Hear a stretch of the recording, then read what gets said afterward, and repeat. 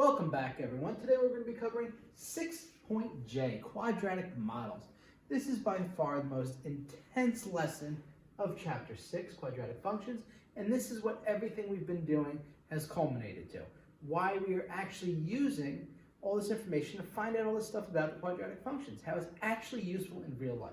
So today we're going to use the quadratic functions to discuss any real-life problems, find the heights of different objects using quadratics, maximize area using quadratics, use quadratic models to make certain predictions, and predict projectile motion with quadratics. So everything we've done right for this moment. So let's get started. There are many different situations in the real world where there is a quadratic relationship between two variables.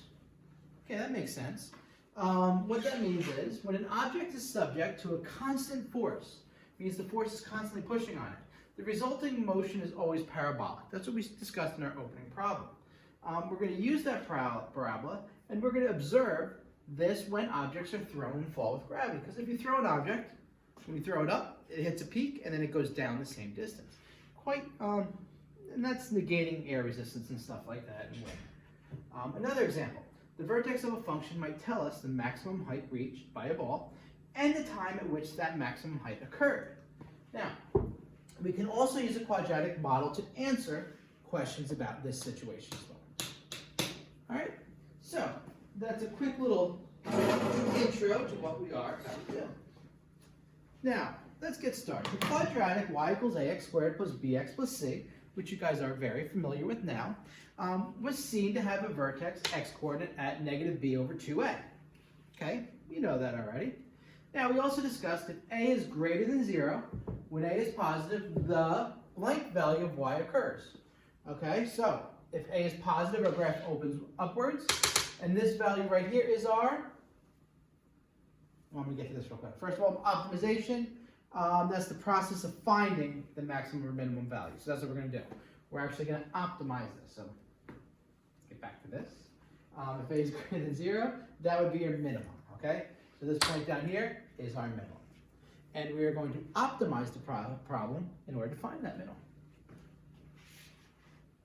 If a is negative, if it's less than 0, the value of y occurs at, well, if it's less than 0, we know our parabola opens down.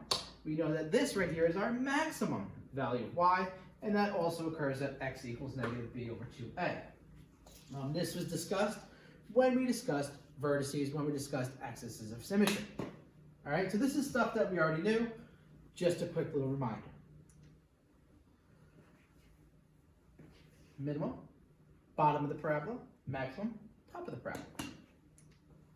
All right, so let's go right into an example. Example number 21. We did a lot of examples in this lesson. When a baseball is hit above the ground after t seconds, the height is given by, there's an equation I figured out, negative 5t squared plus 30t plus 1 meters. When t is greater than 0, because your time is always greater than or equal to 0. You can't have negative time. Can we find the ball's height above the ground after 2 seconds? This is a relatively easy thing to do. How do you think you go about that? If you said we're simply just going to plug 2 in for t, you are correct. So the height after 2 seconds is when t equals 2. All right, negative 5 times 2 squared is negative 5 times 4. Plus 30 times 2 is 60. 4 times 5 is negative 20. Plus 60 plus 1. 40 plus 1 is 41. So what exactly does that mean? What that means is 41 meters. So after 2 seconds, the ball we're talking about is 41 meters above the ground. 41 meters is about approximately 120 yards. Not 120 feet at yards, sorry. How long does it take the ball to reach maximum height? Well, this one's a little trickier. How do you think you'd find that? How do you think you find the time? Well, when it's at maximum height, what do we know? Think about it. When you hit the ball, so you got a little guy over here. Okay, don't make fun of my drawing. He has his bat. Whoop, he's holding his bat. Holds his bat this way. Swings his bat, right? He hits the ball. And there's the ball. All right? So, when is it at its maximum height? Well, it's at its maximum height right here, right? So where is that in your parabola? Well, we know that the equation for height is negative 5t squared plus 30t plus 1. But look at it right here. If we find the maximum height, we know the maximum height's right there, which is where our vertex is, right? Which is our vertex. In order to find the vertex, you first have to find the axis of symmetry using our formula, where a is -5, and which is less than 0. So that means that the graph looks like this, all right, which I just showed you. And then we also know that that's the maximum height. So this is where our maximum height is. You could also just use a simple picture.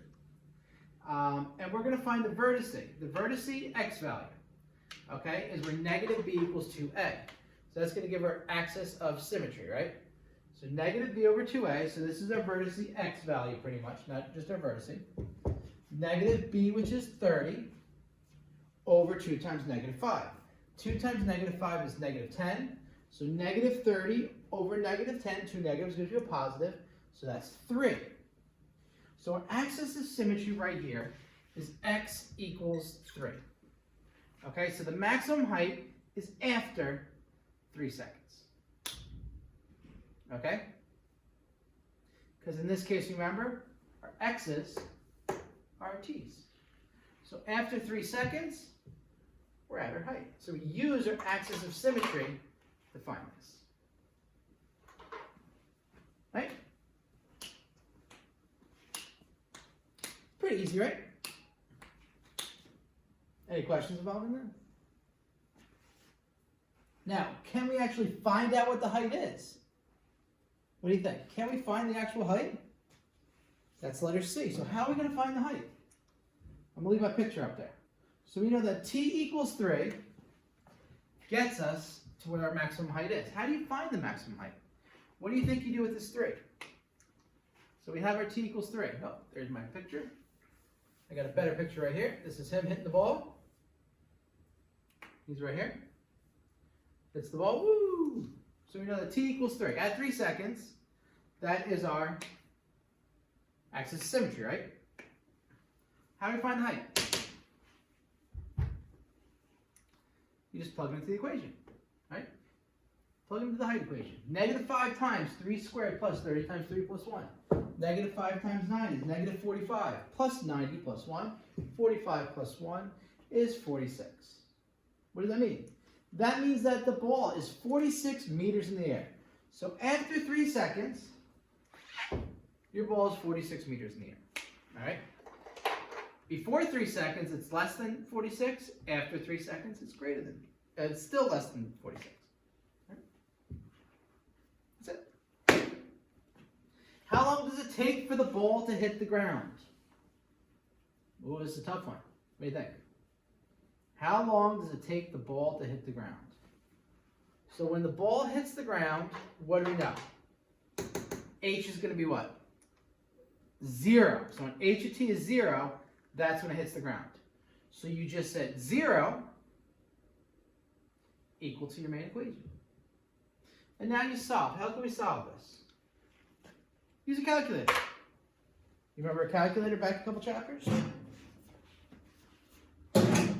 Way to use this calculator is you're going to use apps PL Smith, all right, SMLT 2, all right, and then you're going to hit polynomial root finder. You're going to type in your equation. You get something that looks like that. So your answer is going to be negative 0.0332, remember 3 significant figures, or 6.03. In case you forgot where the buttons are on your calculator, and I'm going to show you right here. You're going to press apps. The app button is right here. You're going to go to number 9, which is PLSML T2. I should figure out what that means. Number 1 is polynomial root finder. All right. 2 because it's a squared. And then you enter in your information. You got a -5, not -5, but -5. You got plus 30. All right. And then you got plus 1. Once you get your stuff in, you hit the word solve, and it gives you your stuff that we have right there. All right. So now you got your information. Now, which one of these t's is good? Obviously, the t that we want, time is always positive. So this one's negative, so we're going to cross that one out. We don't want that one. We're going to use this one right here. So it's after 6.03 seconds. And that's it. That's all there is to it. All right? Let me get my horrible baseball bat. And I know the ball's probably throwing a foot in the air, but you're just estimating. You're not going crazy right here. Okay?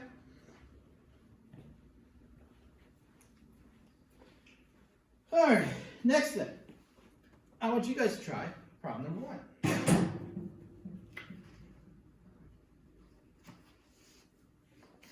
Problem number 1. When Andrew dives off a pier, the height above the water after t seconds is given by h of t equals negative 4t squared plus 4t plus 3 meters. All right, t is greater than 0. How far above the water is the pier? How high? So how high above the water is the pier? So what do you have to do to find that out? Come on, now you're going to have to extrapolate information from the word problem and use a lot of the stuff we use. I'm not telling you exactly what to use. So what you're going to do here is you're just going to set h of 0. So when time is 0, before you jump, right when you're about to jump, okay, he's at his pier. Okay, so what's like a pier? So a pier is just pretty much like, you have piers, you guys ever go fishing? You have a bunch of things going out here, and it goes out over the ocean. All right, so you guys can fish. You only see like the little columns and stuff. All right, so he's going to jump off. You got your man right here. Woo! So when t equals 0, he's on his pier, right? So you set 0, and that's going to give you your height. Oh, let me slide over here so you can see my pier better. All right, there you go. That's all you need. You got that man jumping off his pier into the water where t is 0. 3 meters. That's it. How long does it take Andrew to reach the maximum height of his dive? All right, so we know the pier right here is 3 meters high, so this is 3. But when he jumps, he's going to jump up and then go down. So we want to know when he's at the height of his jump. So how can we figure out that? We can use a parabola, right? Because when you jump, woo, you go down.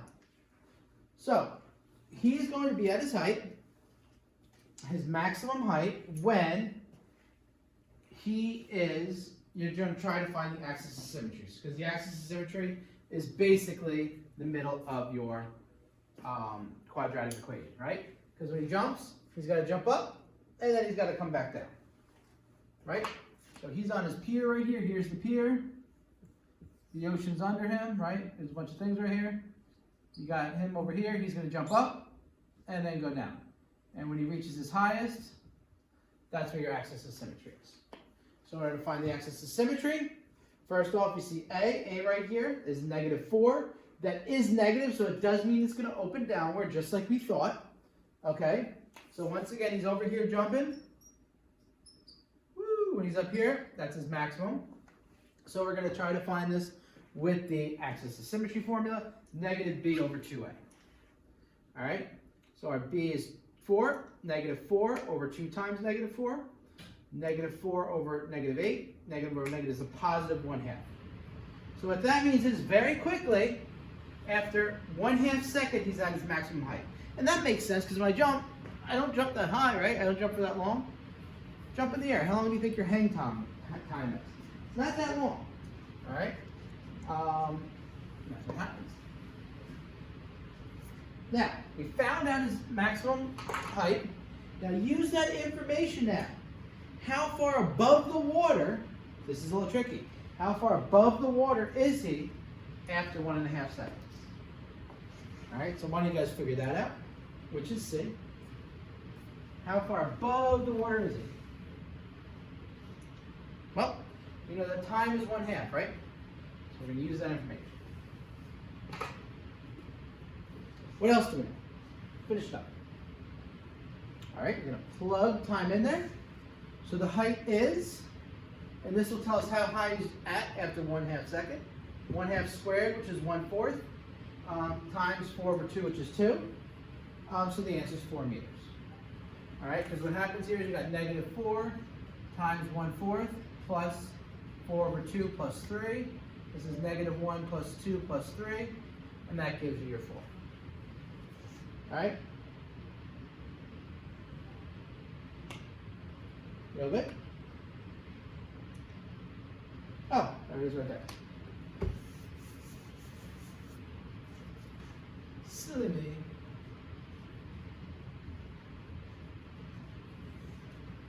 All right.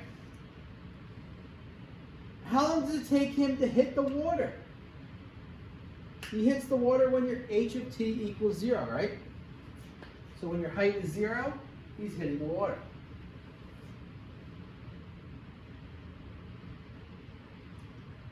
Where's it going?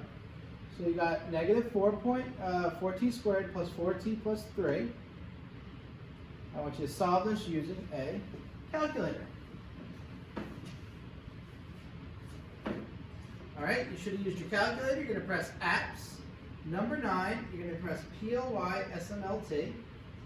After you're pressing that, you should get negative 0.5 and 1.5 as your answers. All right, any questions with that yet? No?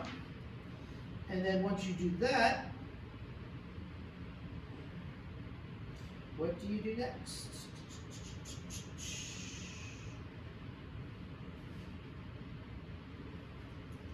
Can't have, time's always positive. You cross out your negative time.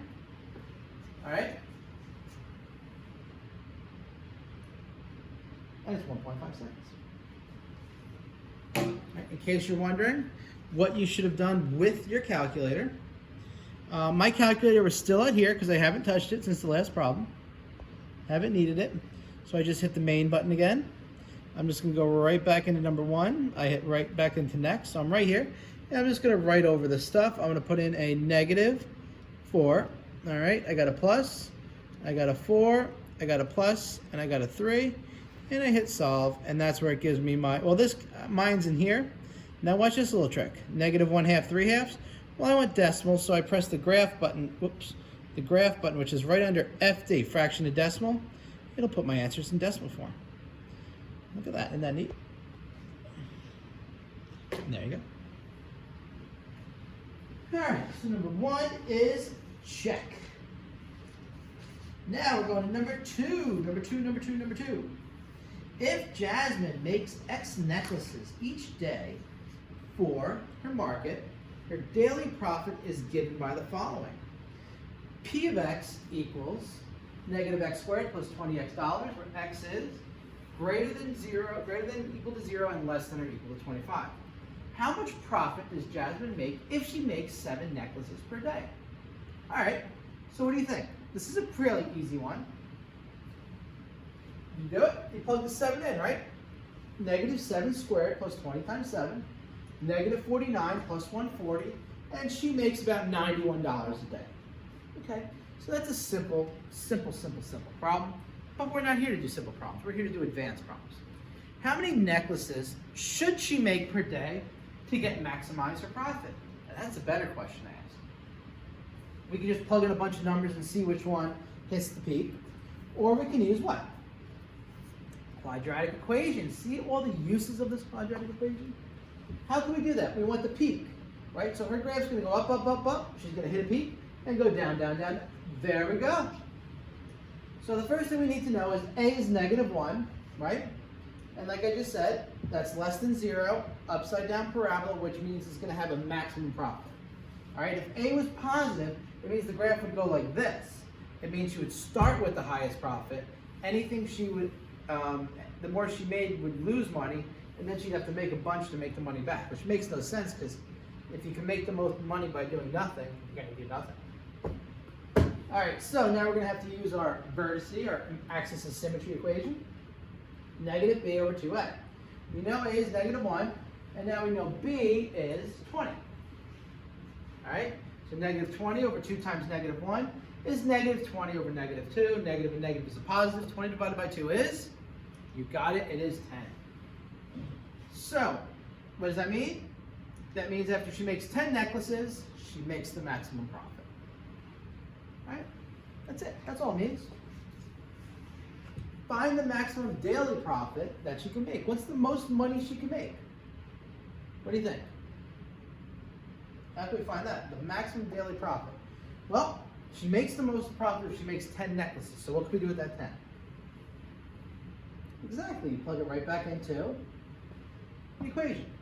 Negative 10 squared plus 20 times 10. All right, negative 100 plus 200. So she can make $100. All right, that's how she makes the most profit. Not a terrible day. I'd make some necklaces for a day for $100. What about you? All right.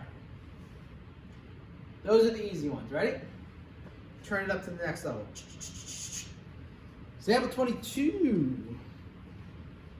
All right, so Gardner has 40 meters. Oh, these are the hard ones. This is the maximization of area.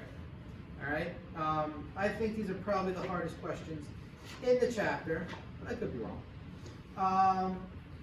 A gardener has 40 meters of fencing to enclose a rectangular garden plot. All right, where one side is an existing brick wall. So he has this cool garden there. Like, can I draw my garden? And then he has this plot. All right. What he does is the area enclosed is given by area equals A times 40 minus 2x m squared. How did he get that? So what we're going to do is we're going to try to figure out the area, and we already know what our answer is. A lot of times in math, especially in college, they give you the back of the book, just like you have the back of the book here, which gives you the answers. You just have to figure out how to get there. All right, so let's see. So we're going to look at our thing, and I say, okay, this is x. This is x. We have 40 meters of fencing, right?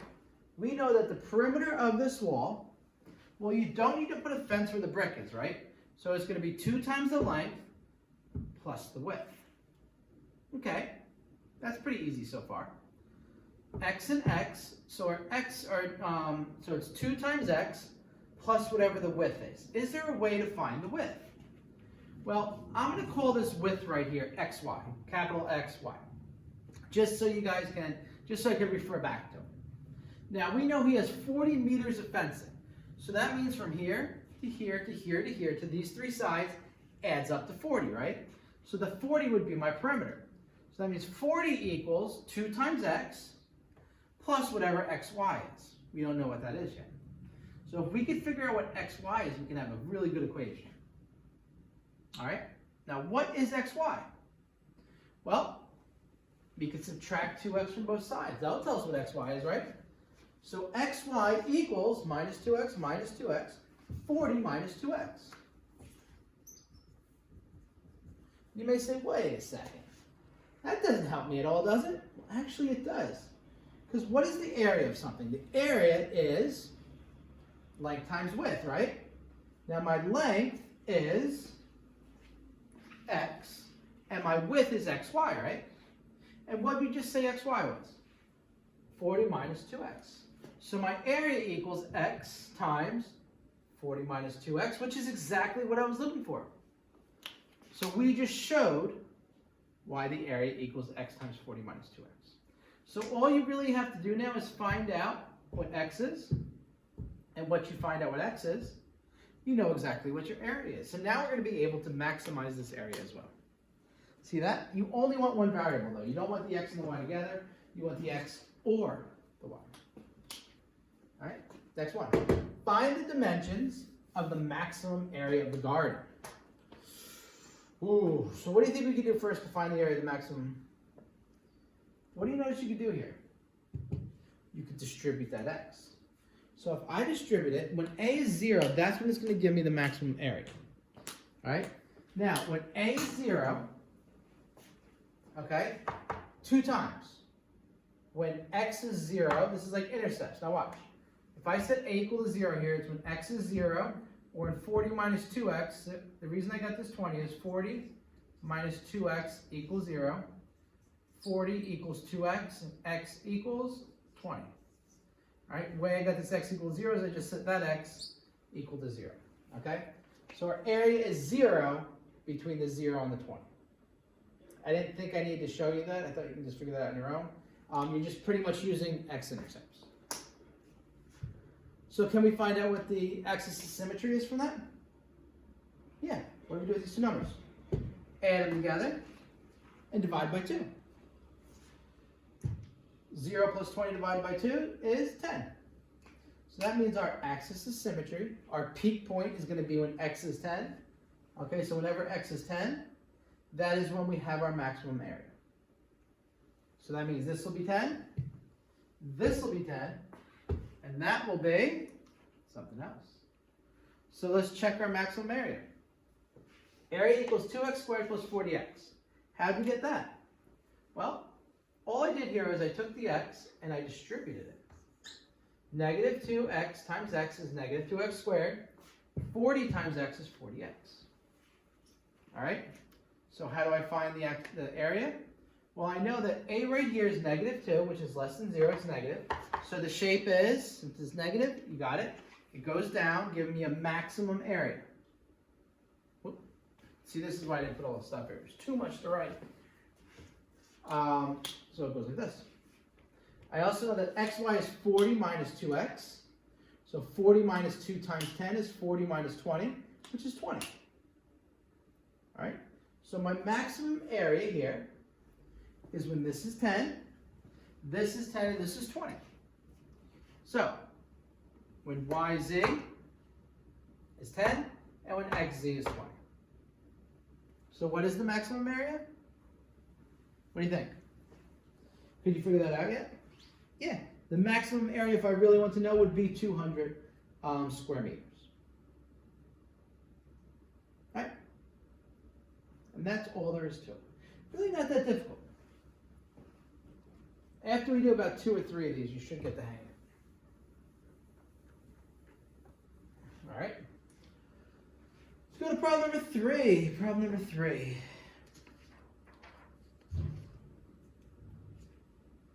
The way problem 3 works, pretty simple.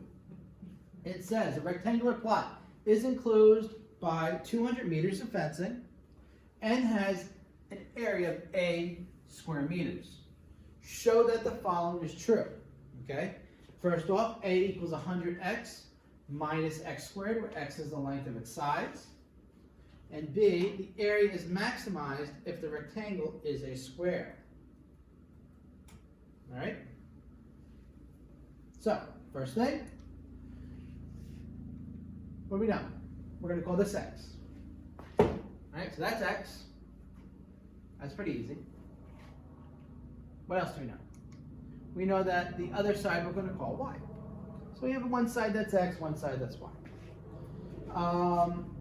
Area is 100x minus x squared.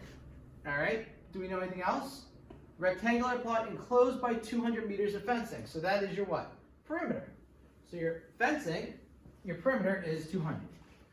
So we know that one side is x, one side is y, and the perimeter is 200. We also know what the perimeter formula is, right? The perimeter formula is 2x plus 2y equals 200, right? 2 times your one side, x plus x, plus 2 times your other side, y plus y, equals your total perimeter, which is 200. So if we could figure out y from this, and once we figure out y, it will give us the area. So in order to figure out y, what can we do to that whole equation? Let's go, use some algebra. What do? We divided everything here by 2, and you get x plus y equals 100. How do I solve for y here? I'm going to subtract x from both sides, and I get y equals 100 minus x. Good, I got my y. So now I have my y, and I have my x. My x simply equals x. And I'm going to use that now to find my area. What is area equal? Area is length times width, right?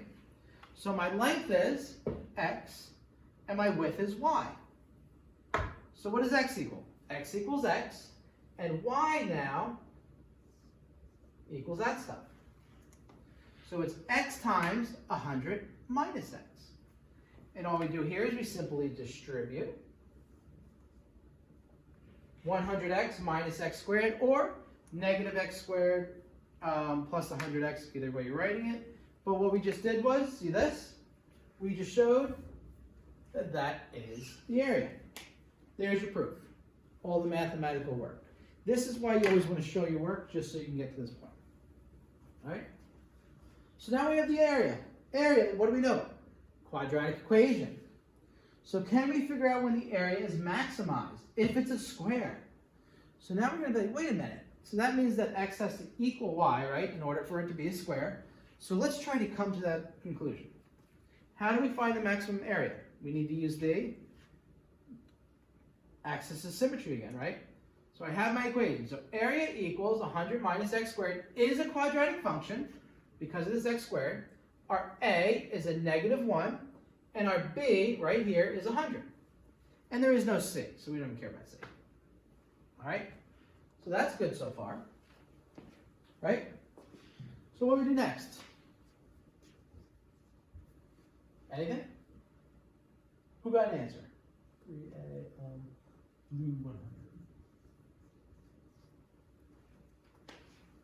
Well, a is -1, right? So it's less than 0. That means it is a maximum because the parabola is going up and down. So that's good. So now we got a maximized area, which we wanted. If this is positive, we can't find a maximized area. It needs to be negative to get a maximum area. All right, now we can use our axis of symmetry equation. Negative b over 2a, right? Negative, our b was 100 over 2 times -1. Negative 100 divided by -2. 2 negatives is a positive, and the answer is 50. So now we know x is 50, right? Now if x is 50, let's try to find y. Y is 100 minus x, right? So if x is 50, y is 100 minus x, y is 100 minus 50. 100 minus 50 is 50. So now, area is maximized when x equals y equals 50. And if they both equal 50, all the sides are the same. And a figure with 4 equal sides, and we assume that there's right angles there because a rectangle always has right angles, it's a square. Okay? Rectangles can be squares. Okay? So some rectangles are in fact squares. Some squares are rectangles. Not all rectangles though are squares. So some rectangles are squares, but not all. Every square is a rectangle because all rectangle is a square, but it doesn't have to have opposite sides. All 4 sides equal. Only 2 sets of sides have to be equal instead of all 1 set. Right? Yeah. That made sense. It made sense to me. All right. Uh-oh, problem 4. 4 is a fun one. 4 is like this one. Actually, 4 is more like the example. 3 sides of a rectangular paddock. All right, paddock is just an enclosed area. Are to be fenced, and the 4th side being existent water drain. If 1,000 meters of fencing are available, what dimensions should be used for the paddock to maximize its area? Let the dimensions of the paddock be x meters by y meters. All right. What do you think we got there? What do you think we got going on here? Anything good? There's our rectangular paddock and there's our drain. So why don't you label it first? 4. All right. Dimensions x by y. So the 2 sides that are equal, I'm going to call x's, and the 1 side that's not equal, I'm going to call y. All right. We don't need to worry about the drain because you don't have to fence in the drain part. All right. Now, we know that there's 1,000 meters of fencing, so that's our perimeter. What should dimensions be used? So, perimeter equals, it's not 2 times length plus 2 times width. We just have 3 things here. So our perimeter is simply going to be 2 times x plus y, and that equals 1,000. So our next goal here should be to solve for y, which is just one simple step.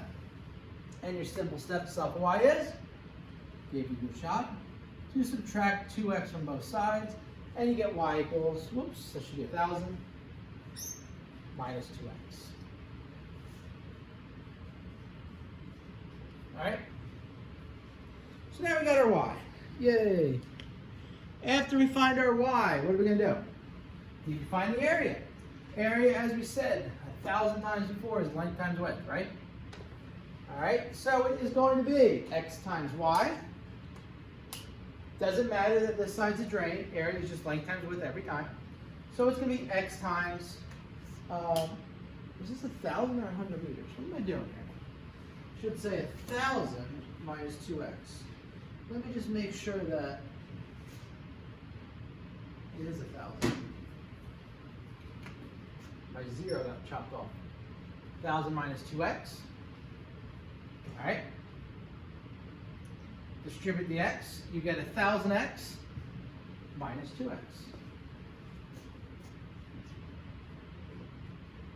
Right? Now, once you find the area, you're going to find, once again, the axis of symmetry. So go.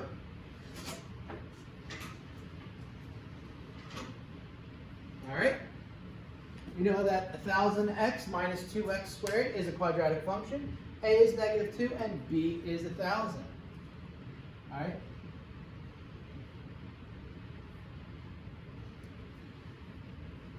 A is -2, which is less than 0. That means it is a upside down parabola, which means it is a maximized area. You don't have to write this every time. I'm just putting this here so you guys have an idea of why I'm doing what I'm doing. Negative b over 2a. So negative 1,000 over 2 times -2. Negative 1,000 over -4. 2 negatives is a positive, and the answer is 250. 250 what? Well, 250 is our x. So if x equals 250, how do we find y? Well, y is 1,000 minus 2 times x. Okay? 1,000 minus 2 times 250. 1,000 minus 500. So y itself is 500. So the maximized area, so 500 equals your y. Maximized area where the dimensions are 250 meters by 500 meters. All right? Gosh, that problem took me so much longer to make than it did to explain. All right, what you're going to do next is problem number 5. Problem number 5. Problem 5 has 2 parts. Oh no, problem 5 and problem 6. Problem 5 has 1 part, problem 6 has 2 parts. So work on problem 5 real quick. Boom.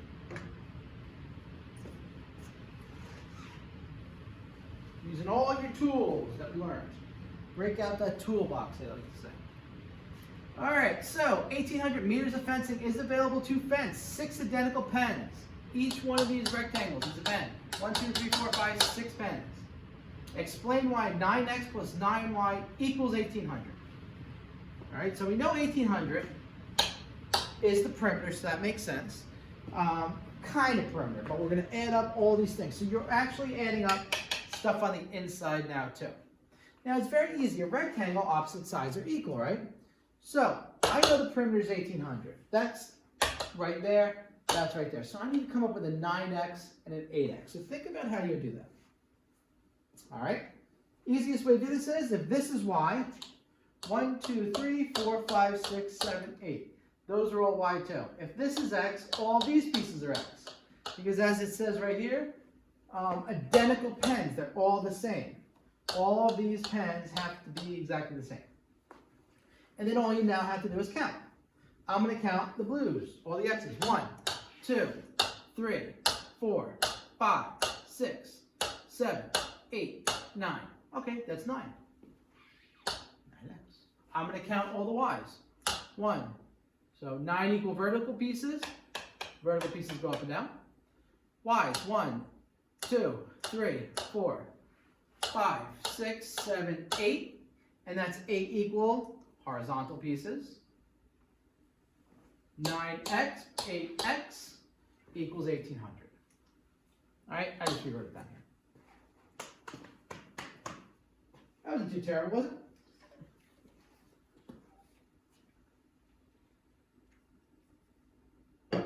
Show that the area of each pen is given by this. Area equals -9 over 8x squared plus 225x meters squared. What's this? That's our perimeter, right? So what we're going to have to do here is solve for either x or y. I've been solving for y this whole time, so why change? Right? In order to solve for y, what do you have to do from both sides? You have to subtract 9x from both sides. All right? Now, that's not nice. What do you have to do next? You have to divide both sides by 8. Now, when you divide both sides by 8, that 8 cancels out, and all that stuff goes over 8. Now, what I would do is I would divide each one of these probably individually by 8 too. You can do that as well. You get about 20, I don't know, 20 something minus 9/8x. I can't do it in my head. I tried. All right, but anyway, this is our y, and our x is our x. So how do you find the area? Area equals length times width. Area, once again, equals, now we're just doing each pen. We're not doing the entire 6 pens, so we're just doing one pen, and one pen just here has an area of x times y, so we're just doing one. We're not doing them all, okay, each pen. So, x times y, all right, and we just said y is 1800 minus 9 divided by 8. So it's x times 1800 minus 9x divided by 8. All right, I'm going to take this x, distribute it in. All right, and then I'm just going to divide both of these by 8.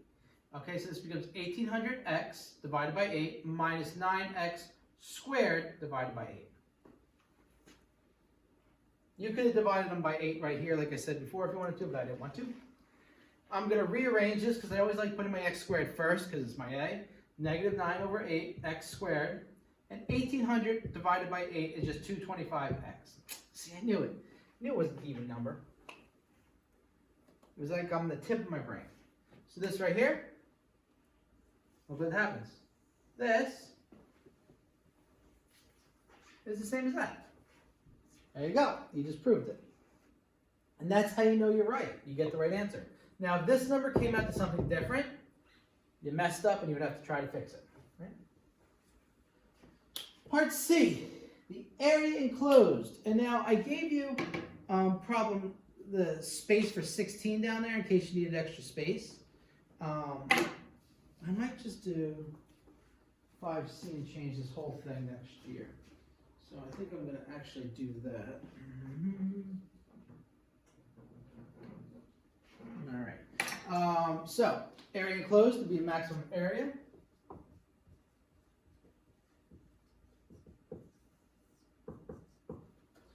All right. It's going to be maximized.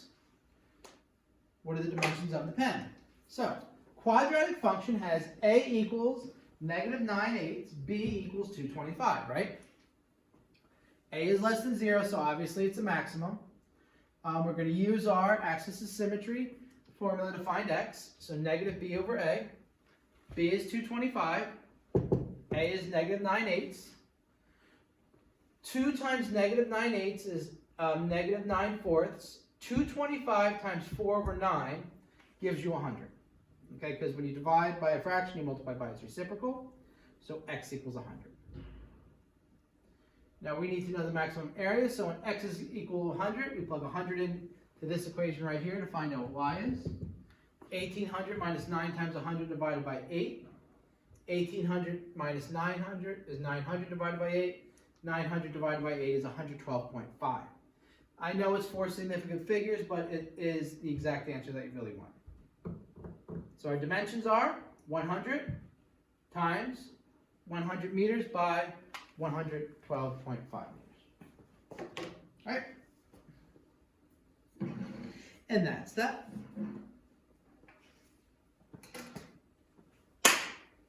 Problem 6. Moving on to number 6. Now 6 has 2 parts. Both parts also very similar to this.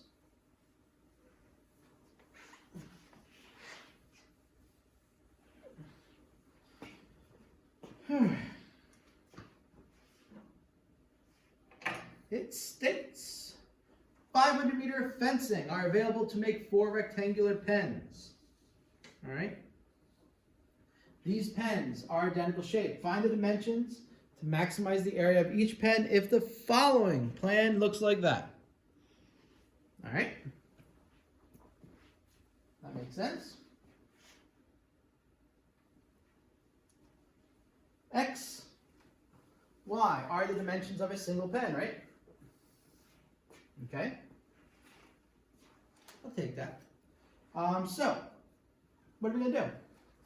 We're going to make one piece X, the other piece Y. It doesn't matter which you label each. I've just been going vertical with the X's. Continue on. Use the number 5 as a guide. All right, what you should have done here, count the number of X's. There happen to be 6 horizontal ones, 1, 2, 3, 4, 5, 6, right? 1, 2, 3, 4, 5, 6 X's. If I count the Y's, these are all equal because, once again, all 4 pens are equal. And there's 1, 2, 3, 4, 5, 6. So what this means is 6 X's and 6 Y's equal 500 meters. So the perimeter is, the total length of the fence is 6X plus 6Y. We know the perimeter is 500 meters. Not perimeter, but the total amount of fencing. So the perimeter plus the inside pieces. Sorry, I keep on calling it perimeter, but that's what I really mean, the inside and outside pieces. So we know that 6X plus 6Y equals 500. Right? We're going to solve for Y. Should be experts at this by now. You're going to subtract 6X from both sides. And you get 6Y. Oh, went out of order here. Well, you could subtract 6X by both sides. What I did was I just divided everything by 6 first. It doesn't matter what order you do it in because eventually you're going to subtract X from both sides as well. And you get Y equals 83 1/3 minus X. Okay, or 83.333. 333.33, repeating, that's X. Right? Or 240, 250?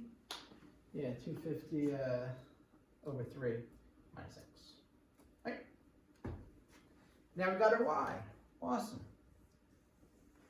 You use that to find the area. Area equals length times width. You getting the hang of this yet? Area equals X times Y. X times 83 1/3 minus X. 83 1/3 X minus X squared, or you can rearrange it to make it negative X squared plus 83 1/3 X. Doesn't matter. The reason I rearrange it once again is because I want my A and my B in order. So once we find our area, we're going to go, oh wait, it's a quadratic function, right? Because this is my area. This is my quadratic function. A is -1, B is 83 1/3. Since A is -1 is less than 0, that means the parabola is upside down, means it's a maximum. Very good, check. That's just like a check then, to make sure. If you have a positive A, your problem's going to be wrong once again for the 5th time. Plug it into our axis symmetry equation. Negative B over 2A. Still follow me? Awesome. Negative 83 1/3 divided by 2 times -1. 83 1/3, pretty much divided by 2, is 41 2/3. All right, 41.6 repeating, 41.7 if you went to 3 significant figures. Once again, though, fractions are the most accurate way to do this and the best way.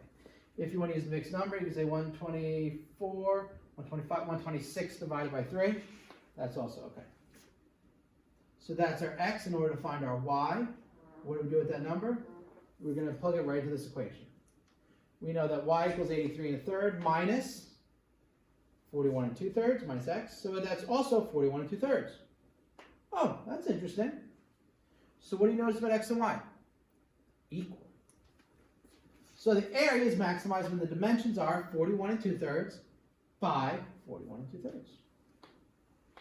And that's each one of these pens individually, not the whole entire thing. But the whole entire thing would be, I guess, what would this be? 83 1/3 by 83 1/3. So this right here, this whole big pen would be a rectangle itself. I mean, be a square itself. Okay. Whew. 6B.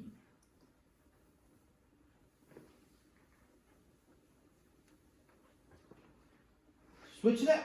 Now we're going to a different style. Now we have 4 pens that are adjacent to each other. So this is the different one. We want to know the dimensions that maximize the area of each one of these pens.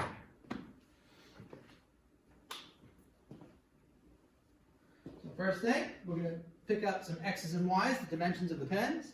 X is my vertical, Y is my horizontal. I count the number of X's. 1, 2, 3, 4, 5. I count the number of Y's. Up and down. 1, 2, 3, 4, 5, 6, 7, 8. All right, so I have 5 vertical pieces, 8 horizontal pieces. So I know that 5x plus 8y is the total length of my fence. I know that 500 meters is available, so 5x plus 8y equals 100, equals 500. Okay. Next step, what do? I gotta solve for y. Way to solve for y. Going to subtract 5x from here. Why do I divide sometimes and subtract sometimes first? Doesn't matter. You can do it either way. Divide everything here by 8.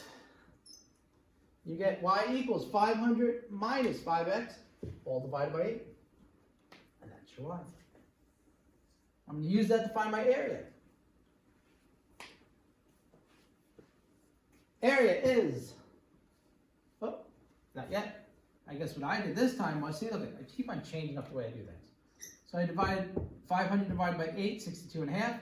5 divided by 8, negative 5/8. If you did it the other way, are you right? Yeah, you don't have to do it this exact way. I think I just want to show you can do it either way. I can't remember what I did when I did this. So, area though, length times width. Length is x, width is all that stuff. X times y. I'm going to take the x and distribute it. Now, if you did not reduce this here, you could also reduce this, same thing there. You're going to end up with the final answer of your area, which is negative 5/8 x squared plus 62.5x.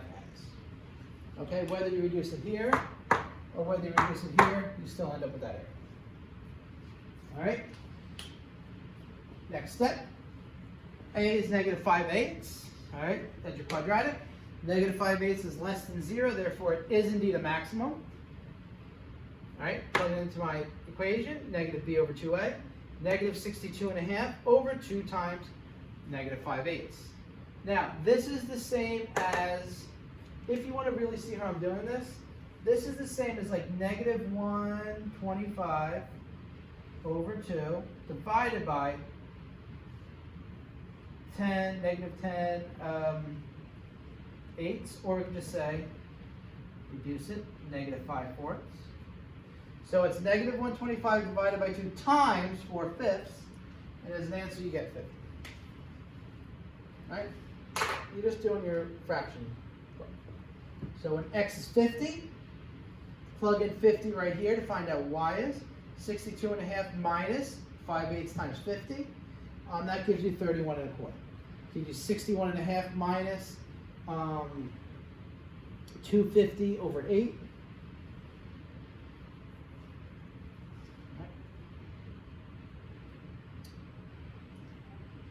Maximum dimensions are 50 meters by 31.25 meters. And that's of each pen. Right? Go. Making good progress here. All right, what do we got down here? We got 4 down.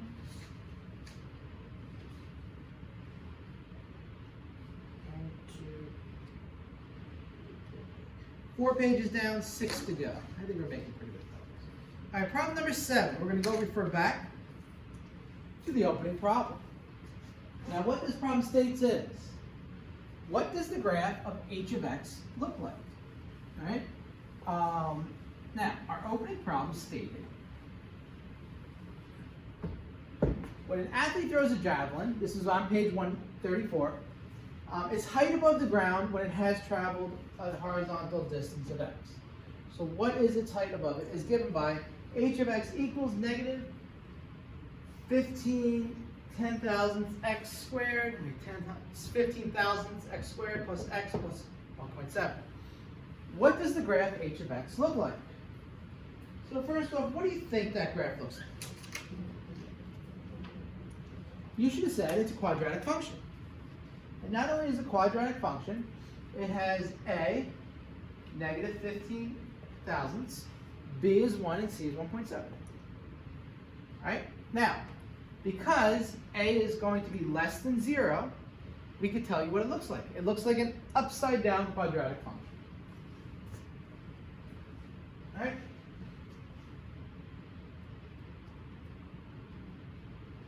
Now, what else can you tell me about this? The graph is a parabola that opens downward. And that's what I pretty much just said. Right? Awesome. From what height was the javelin released? So why don't you use the information that we've just been deducing to tell me at what height was the javelin released? What do you think? Well, this is 3 pages. Well, when the height of it releasing, what do we know what happens when we released it? When we release the javelin, the time is 0. So that's when x is 0, okay? X is technically time. So when x is 0, the horizontal distance, it hasn't went anywhere yet. Sorry, x is not time, it's horizontal distance. Still in the sand, okay? Plug that in. H of 0, negative 0.150 squared plus 0 plus 1.7, 0, 0. All you really need to know is that it is 1.7, all right? So, javelin was released 1.7 meters above the ground, okay? Because this is the height. Above the ground is your h of x. So, when he released it, 1.7 meters above the ground, which is about 5-6 feet, somewhere between. How high is it after it has traveled 20 meters horizontally? So we already said the distance horizontally is your x. So instead of plugging 0 in here, we just plug in 20. So you do h of 20. H of 20 equals negative 15 thousandths times 20 squared times 400 plus 20 plus 1.7. So it's negative 6 plus 20 plus 1.7 is 15.7. So after it has traveled, so this is your javelin. So this is your guy, right? My wonderful pictures again. He throws the javelin. Javelin flies through the air. Okay? So after about 20 meters horizontally, we know that it is going to be 15.7 meters in the air. That's what that tells us right there. We know that it starts right here, before he even throws it, at 1.7. That's what those 2 little tidbits of information actually tell us. All right? It's always good to know what things are telling us and not just plugging in numbers. All right? I'm going to leave my picture up there. Kind of use it. Now we want to know the maximum height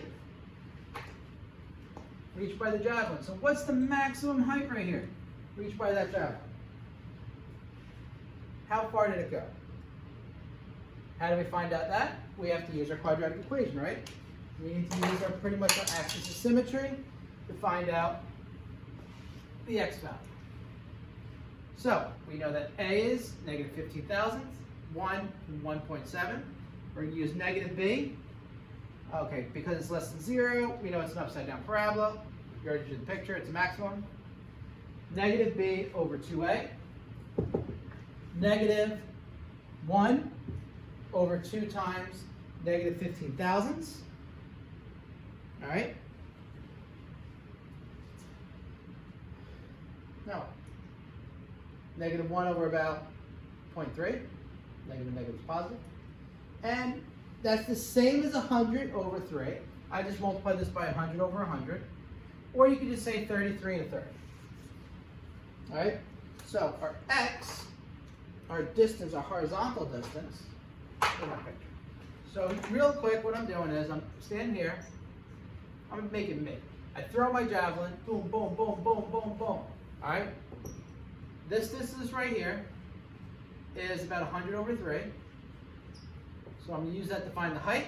I plug that 100 over 3 into the original equation, and that will give me its maximum height. So 100 over 3, 33 1/3 is the horizontal distance it travels when it is at its maximum height. Find its maximum height, we plug in 100 over 3 in there, type a couple buttons, all calculator work. 50 over 3 plus 100 over 3 plus 1.7 is about 18.4. Maximum height reached of the javelin is 18.4. So after throwing it about 33.3 meters, it's at 18.4. It's increasing until it gets there, it decreases afterwards. All right? I wonder how my pictures are going to turn up. Oh, they don't look too bad. All right. Ready? We're not done. We got one more piece to do. E. For what value of x is it reasonable to use this model? Okay? Now, you can't throw a javelin an infinite distance. Okay? You can only throw it a certain distance. In order to do that, you want to figure out, is it going to be reasonable? Okay? I can only throw it so far. So when you're doing that, you pretty much want to know what the two x-intercepts are. All right? So what I'm going to do is, that's when h of x equals 0. Because h of x equals 0 means my horizontal height. So here's my guy, right? I got to do this real small because I do this whole thing. So at 0, right? Before I throw it, and I throw it when it hits the ground again, all right, that's also 0. So that's 0, that's 0. So my start, my end. So that is going to be pretty much our two intercepts, right? So I'll have one that's a little bit negative, which I'm not going to count, and then I have one that's positive over there that I'll count. And the reason that one intercept will be negative is, remember when I release it, I'm 1.7 meters off the ground. So my actual intercept, if you're doing a graph here, would be a little bit negative. So I said h of x equal to 0, 0 equals all that stuff. All right, can you do that in your head? You can. No, you can't. So what you're going to have to do is use the calculator. You get negative 1.6. 6 about 68.3. What do you mean use the calculator? Well, once again, using the calculator, all I'm going to do is I'm going to hit apps button, apps right here. I'm going to hit number 9. I'm just going to hit number 9 this time. I'm going to hit enter. I'm going to hit next. And now what do I got? I got negative 0.015. Enter plus 1 plus 1.7. Enter. Solve. And I get that fun stuff. So I got a negative number and a positive number. Which one do you think is good? X must be positive, right? Because you're not throwing it backwards. That'd be stupid, right? We don't want this negative number. This is our negative, right? If it fell out of our hands backwards, it'd end up here. We want the number over here, which is 68.3 meters. So after throwing it, after 68.3 meters, it hits the ground horizontally. So it's reasonable from 0, because remember, we don't want anything negative, we just throw it forward. 0 if you just drop it, like say you broke your arm and just fell, all the way to 68.3. So that's when it is reasonable. Greater than or equal to 0, less than or equal to 68 point. Now, say the javelin was released when he was 3.4 meters behind the line. All right, so here's his line, and what they're saying is this guy messed up, and when you throw, if you ever threw discus or javelin, you're supposed to go right up to the line. Well, say he was over here when he released his javelin. That's his javelin. All right, so he's 3.4 meters behind the line.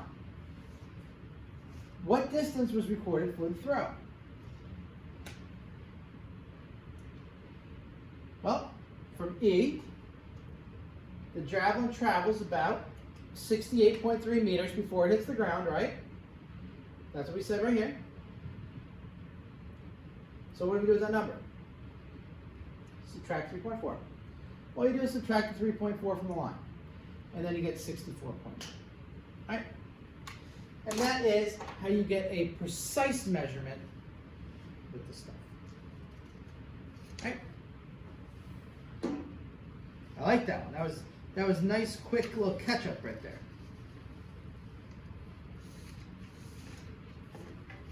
So I know this is going to be like a 2-hour lesson. Ugh, or the 2-hour ones. All right. Boom. Another fun one, number 8. The shape of a tunnel can be described by the quadratic model shown below. All right, shown to the right, shown somewhere. All right, so what happens here with this quadratic model? We want to find the values of C, B, and A. Go, find them. Start with C.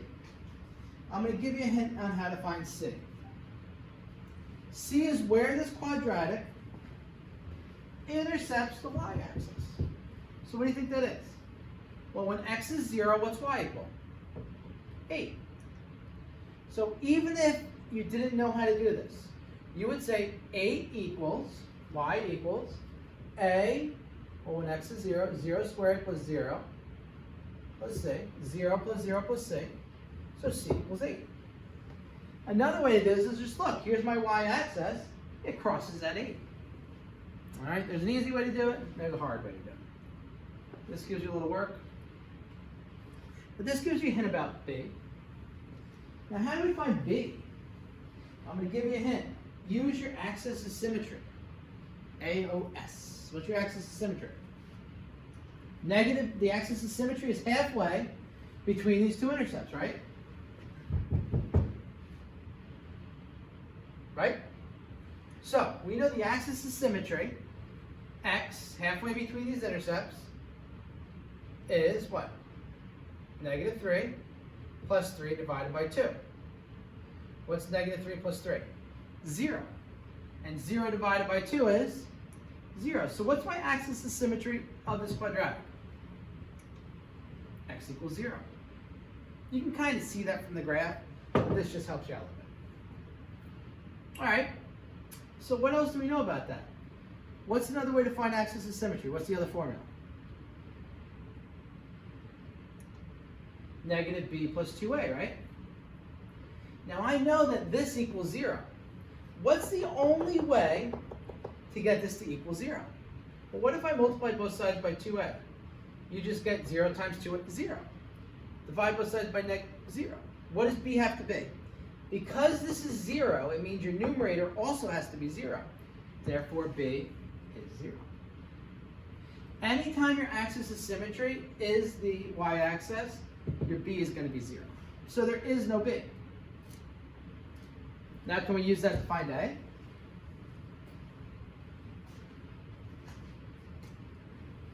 What's a good way to find a? How can we find a? Well, we know some facts now, right? What do we know? We know what C is, we know what B is, so let's just pick a point. Let's pick this point right here. What's this point? Negative 3 is 0, right? When x is negative 3, y is 0. All right? You could pick 3, 0 as well, it doesn't matter. So why don't you use that information to try to find it? All right? Our formula is 0 equals a times negative 3 squared plus b, which is 0 times negative 3 plus c, which is 8. That's 0. Negative 3 squared is 9. So 0 equals 9a plus 0 plus 8. 0 equals 9a. Subtract 8 from both sides, sorry. 0 minus 8, one ugly 8, equals negative 8. So you get negative 8 equals 9a. And then how do you solve for a? You take both sides and you divide by 9. And a equals negative 8 over 9. So hence, can we state the quadratic model?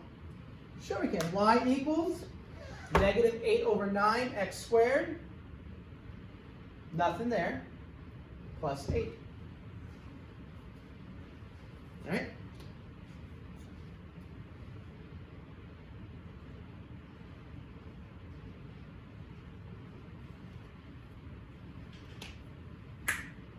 It's going to be. All right, so, oops, sorry. This one's a little tricky. It states, transportable site offices are being shifted on a semi-trailer. So big offices, those big offices that you see on like construction places. They look like little trailers. Combination is significantly larger than a standard vehicle. Like those things that say extra wide, being 5 meters tall and 4 meters wide. Will the semi-trailer be able to get its load through that tunnel? So, what do we know about the semi-trailer? What we know is the semi-trailer is 4 meters wide. So we need to use the equation from A to find the height of a tunnel when it's 4 meters wide. So we're going to have our semi-trailer go through, and we know that it's 4 meters wide, and when it's 4 meters wide, it's 5 meters high. So we got to see if this fits in here, or when we're here, we're going to be hitting the size of the tunnel. Because if you can't get through the tunnel, you can't transport it, you need to use another route. All right? So how do we do this? What do we know? What ideas can you get? Well, when we do this, can we figure out these two pieces? Yeah, right? What are these two pieces? Oh, -2 and +2. How do you know that? 4 divided by, there's 4, 2, 2, and 4. So we know that x is plus minus 2. So when x is -2, y can't be 5 or higher. When x is 2, y can't be 5 or higher. All right? So what we're going to do is we're going to plug it into our equation. And remember, our equation was y equals -9/8 x squared plus 8. Okay? So when we plug 2 or -2 in for that x squared, our number cannot be higher than, or cannot be lower than 5. Because if this number is lower than 5, it means we're going to hit. -8/9 times 4 is -32/9 plus 8, which is 40/9, which is 4.4. So that means when this is at -2, the tunnel is at 4.4 meters high. So this means what? Will our truck be able to fit through? No. For heights greater than 4.4 meters, the tunnel is less than 4 meters wide. So you have to be skinnier than 4 meters in order for you to be higher than 4.4 meters. Because the skinnier you are, the higher the tunnel gets. All right? Semi-trailer is 5 meters high, therefore it will not fit through that tunnel. If you don't believe me, this is what will happen. It's going to hit that tunnel, and it's either going to shave the sides off this trailer, or it's going to smash into the tunnel and stop. For those of you guys on 1 and 9, you probably see it happen all the time. These trucks try to fit under bridges there, and they just take their tops off like a can opener. All right, because they didn't look at the signs correctly. Should have been in IB applications and interpretations, math. And then they would have known, right? Problem number 9. Oh, I like these. These are one of my favorites. This is projectiles. Here's your projectile motion. These are pretty good. This is mostly calculator work. Yeah.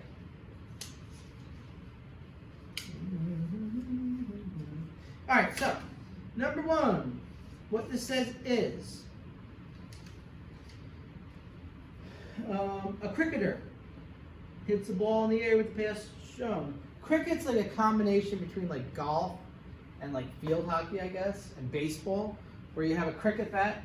It's like shaped almost like a paddle, and you hit a ball that people like bounce off the ground. Very big in like India and Pakistan. Hits a ball in the air with the path shown. Okay, using technology, find the quadratic model connecting y and x. So what we're going to do is we're going to figure out the quadratic model. So you should remember this. We have 2 points there, and we're going to use those 2 points to give us our model. All right, so what's our first step? First step is we have to come up with 3 equations to plug into our calculator to give us what the quadratic model is. That's how we're going to use our technology. So I'll give you a hint. Right here, the 10, 9. So that means when it goes over 10 meters, it's 9 meters high, right? So what that tells us is, plug that into our quadratic equation. Quadratic equation is ax squared plus bx plus c, right? So a times 10 squared plus b times 10 plus c equals 9. All right? Oh, I didn't do it here either. I had these all red the other day. All right?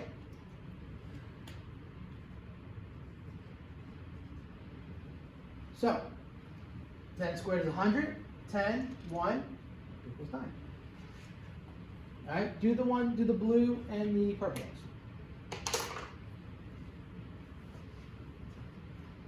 All right? The blue one, you have 20 and 15.25.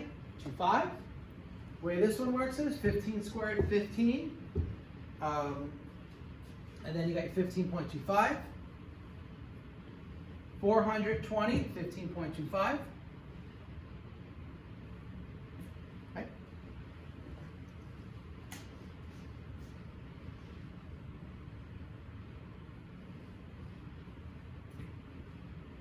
Purple, 30 and 19. Ooh, why does it say 25? Uh-oh.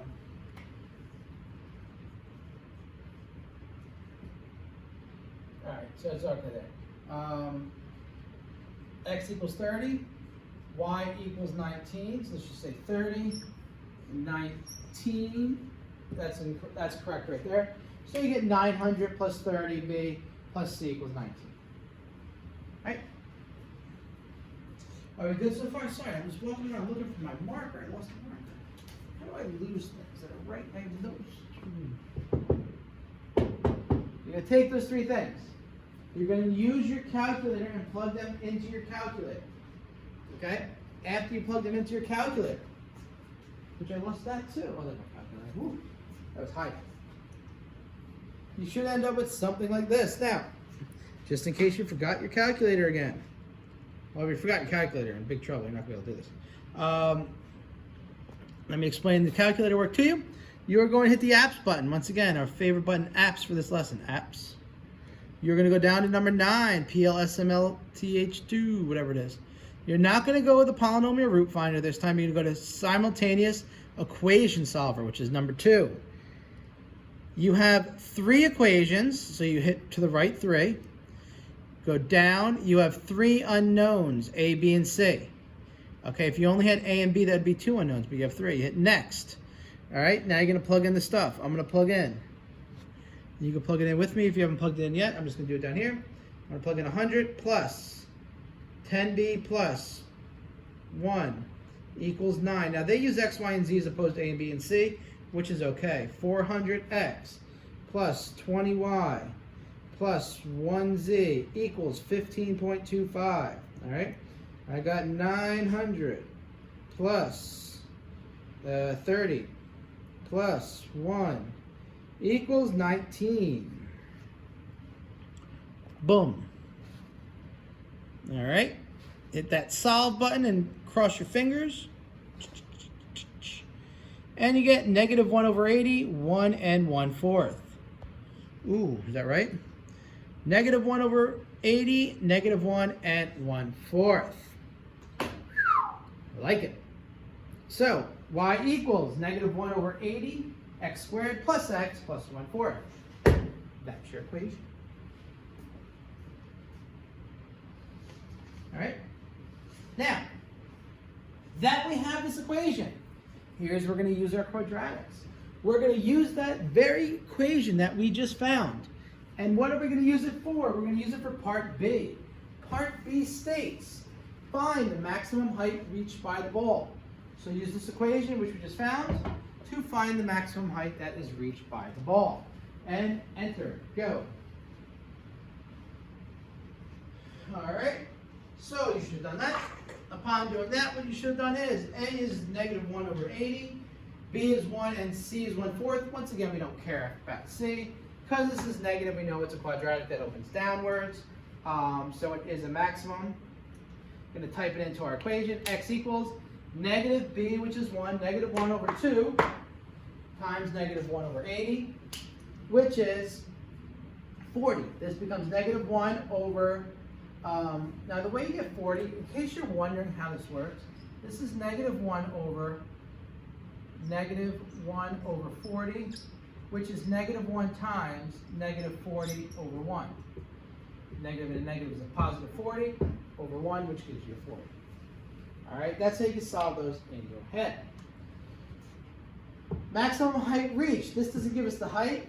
This just gives us the 40 is the distance this way. So to find the height, we are going to find out what y is. We're going to take that 40 and we're going to plug it into that equation. So y equals negative 1 over 80 times 40 squared plus 40 plus 1/4. Negative 1 over 80 times 1600 plus 40 plus a fourth is negative 20. Plus 40 is 20 and a fourth. 20.25 or 20 and a fourth is the maximum height reached by the ball. So when it goes 40 feet, it is 20 and a quarter meters. When it goes 40 meters this way, it's 20 and a quarter meters in the air. Right? The 1 meter high boundary fence is 75 meters away. Will the ball clear the boundary fence? So what that means is you're right here. You have your cricket paddle. That's your cricket paddle. Hit the ball. Boom. The ball's flying through the air.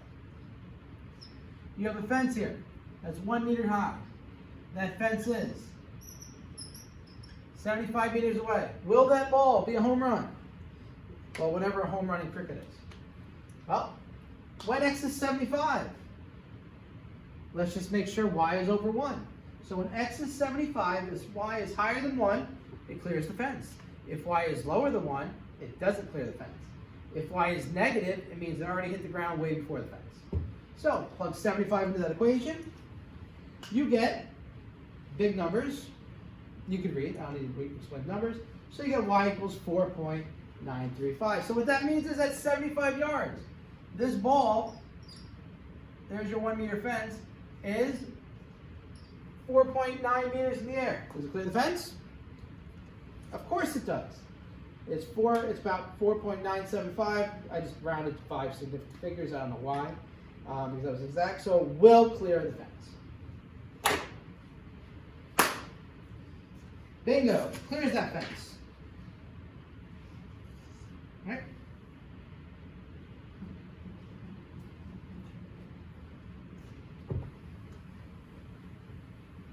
See all the stuff you can do with math? You probably didn't even realize that all this stuff actually had meaning. When you just saw quadratics, you saw all these things, you're like, why am I doing this?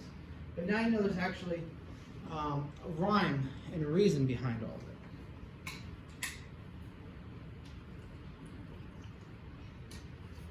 All right. Next one. Number 10. Stone is thrown into the air from the top of a cliff at 60 meters above sea level. All right, so we're throwing a stone in the air from a cliff 60 meters above sea level. Please report to Mrs. Roy's office. Stone reaches a maximum height of 80 meters above sea level after 2 seconds. The stone's height above the sea level after 2 seconds is modeled by the quadratic. All right, so there's a bunch of stuff going on here, isn't there? So pretty much what you do is you're on a cliff. All right, there's my cliff. There you are. Whoop, make my cliff go shorter. All right, you're throwing a stone into the air. So from this cliff, you're throwing a stone into the air, and then it's falling down. Okay? The stone reaches a maximum height after 2 seconds. So when t equals 2, it's at 80 meters. All right? That's 80 meters in the air after 2 seconds. The stone's height can be modeled by that. Can we find out what C is? C, otherwise known as your C. Now, in order to find C, what we have to do is, our C is what? When our height is, we're at C when our time is what? At all the time. The time is 0. The top of the cliff is 60 meters above sea level, right? So we know that this cliff is 60 meters high, right? How do we know that? Because it tells us. Cliff is 60 meters high. So in order to find out C, how do we find C? H of 0 equals 60. All right, so the top of the cliff is 0. At 0 seconds, you're at 60 meters. All right? Good? All right? So 60 equals 0 plus 0, c equals 60. Very simple problem. All right, so hence, now we're going to use the remaining information to create two linear equations. All right, so now we know that at squared plus bt plus 60 equals h of t, right? The vertex has a t coordinate of 2. Okay? So we know that, there's our graph. This is the vertex, right? And its t coordinate's 2. Right? Negative b over 2a equals 2. How do we know it's 2? Because he says after 2 seconds, it's at its maximum height. Maximum height, 2 seconds. So that's where we get our t equals 2. And the maximum right here tells us that it's a vertex. Negative b over 2a equals 2. Okay. Negative b equals 4a, because I took both sides here, and I multiplied by 2a. And that tells me that 4a minus b equals 0. What I did here was I added, wait a second.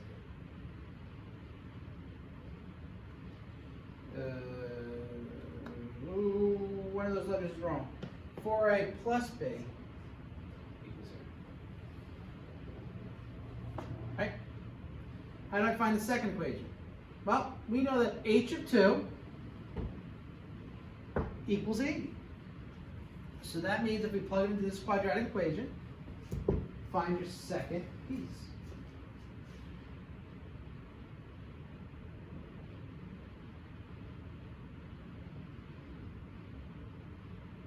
Right?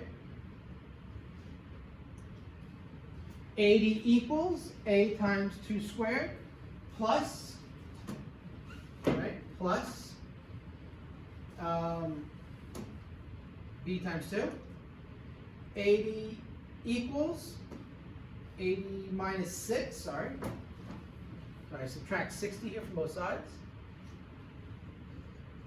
I get 20. 4 squared is 4. 2 squared is 2. Now what could I divide all these numbers by? 2. And I get 2a plus b equals 10. All right? So my two equations are 4a plus b equals 0. And my second equation is 2a plus b equals 10. All right? Now you're going to use that information to find a and b using our calculator. All right? Use that calculator.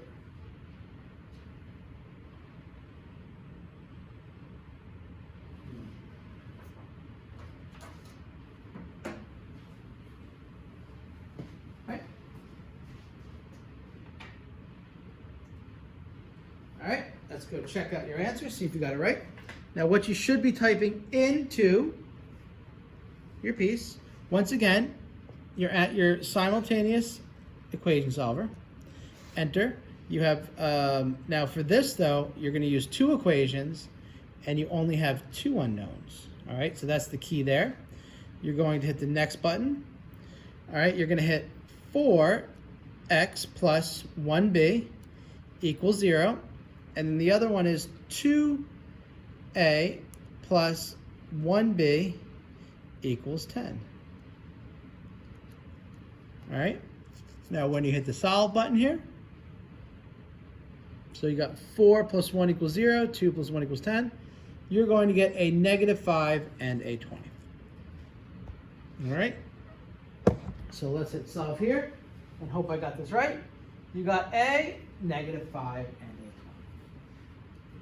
okay.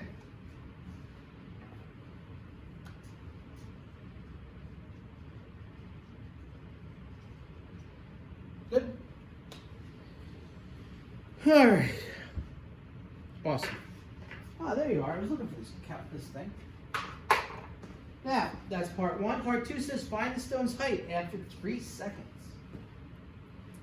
So after 3 seconds, you're finding the stone's height.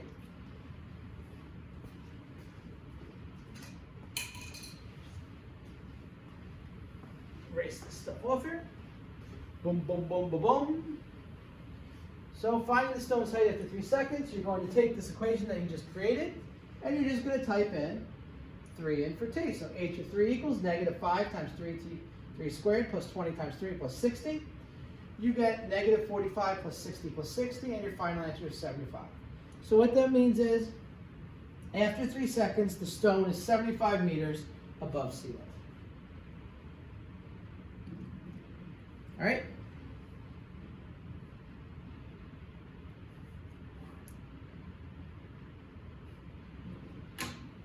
How long will it take the stone hit the water?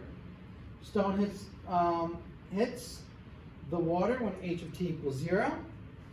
So you just set 0 equals to that information right there. And that would be when. Now you can do one of two things to solve for this. You can use your calculator if you want. You don't have to though. You can actually divide everything by negative 5. You get t squared minus 4t minus 12. Factors of negative 12 that add up to 4 are negative 6 and 2. T minus 6 equals 0, t plus 2 equals 0, t equals 6, or t equals negative 2. Obviously, you can use your calculator as well. You would just use the simultaneous equation solver. No, you would use the polynomial root finder, number 1. That's just as easy. You get 6 or negative 2 that way as well. You know your time is always positive, so we dump out the negative 2, and it will take 6 seconds for that to hit the water. All right? How you feeling? Feeling good? Stuff's easy, right? Of course it's easy. All right, let's go on to problem number 11. Uh-oh. This is one of the longer problems. We're almost done. All right? Getting there, getting there, getting there. So this says, let P of n be the maximum number of pieces into which a pizza can be cut using n straight cuts. For example, with 2 cuts, we can make a maximum of 4 pieces. Now, no one would normally cut a pizza like this unless they're crazy, but they're just showing you the cuts don't necessarily have to go straight to the center. So 1, 2, 3, 4. So when you do 2 cuts, you have 4 pieces. So why don't you guys cut these 2 and try to draw a diagram to find P of 3 and P of 4. And then we're going to find a pattern. All right? So for this one right here, I'm going to make my 3 cuts. Let me get my cutter right here. 1 cut, 2 cuts, and 3 cuts. All right? Now notice, we're trying to get the maximum number. So really quick, if I took a circle and I made my 3 cuts like this, that's fine too. But look at how many pieces I get here. I get 1, 2, 3, 4, 5, 6. Here I would have got 1, 2, 3, 4, 5, 6. So it doesn't necessarily matter how you make your cuts. You're going to get the same no matter what. And you may say, wait, I can get more if I take this and maybe cut this here.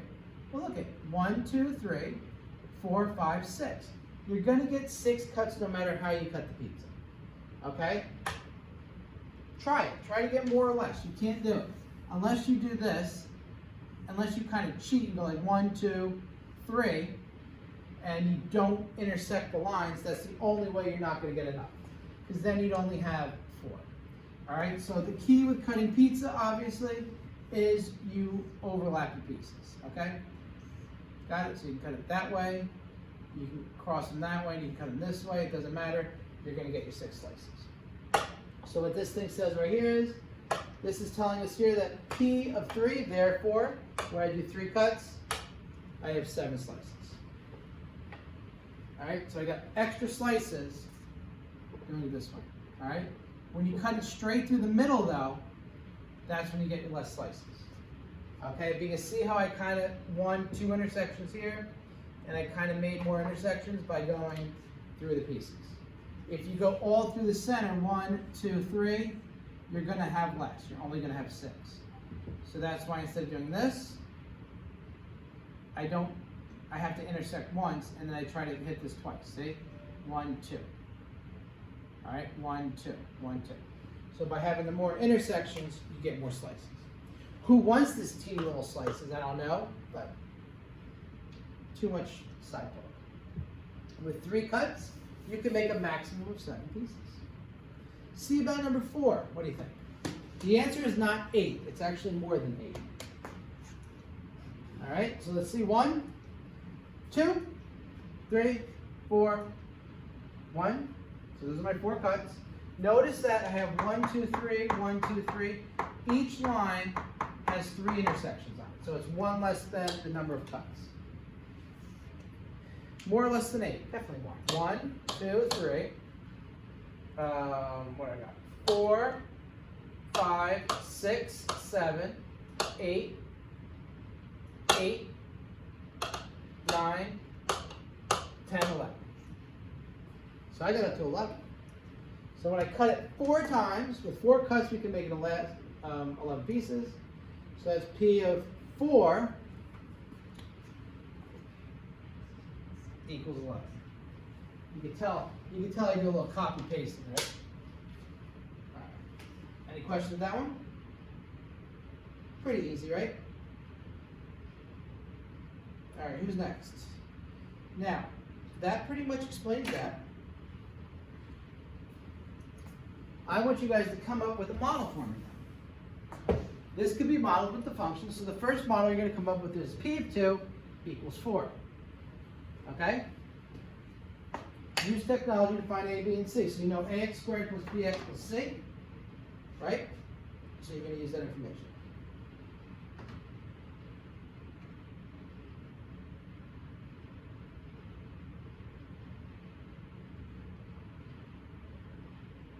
All right, it should almost be done.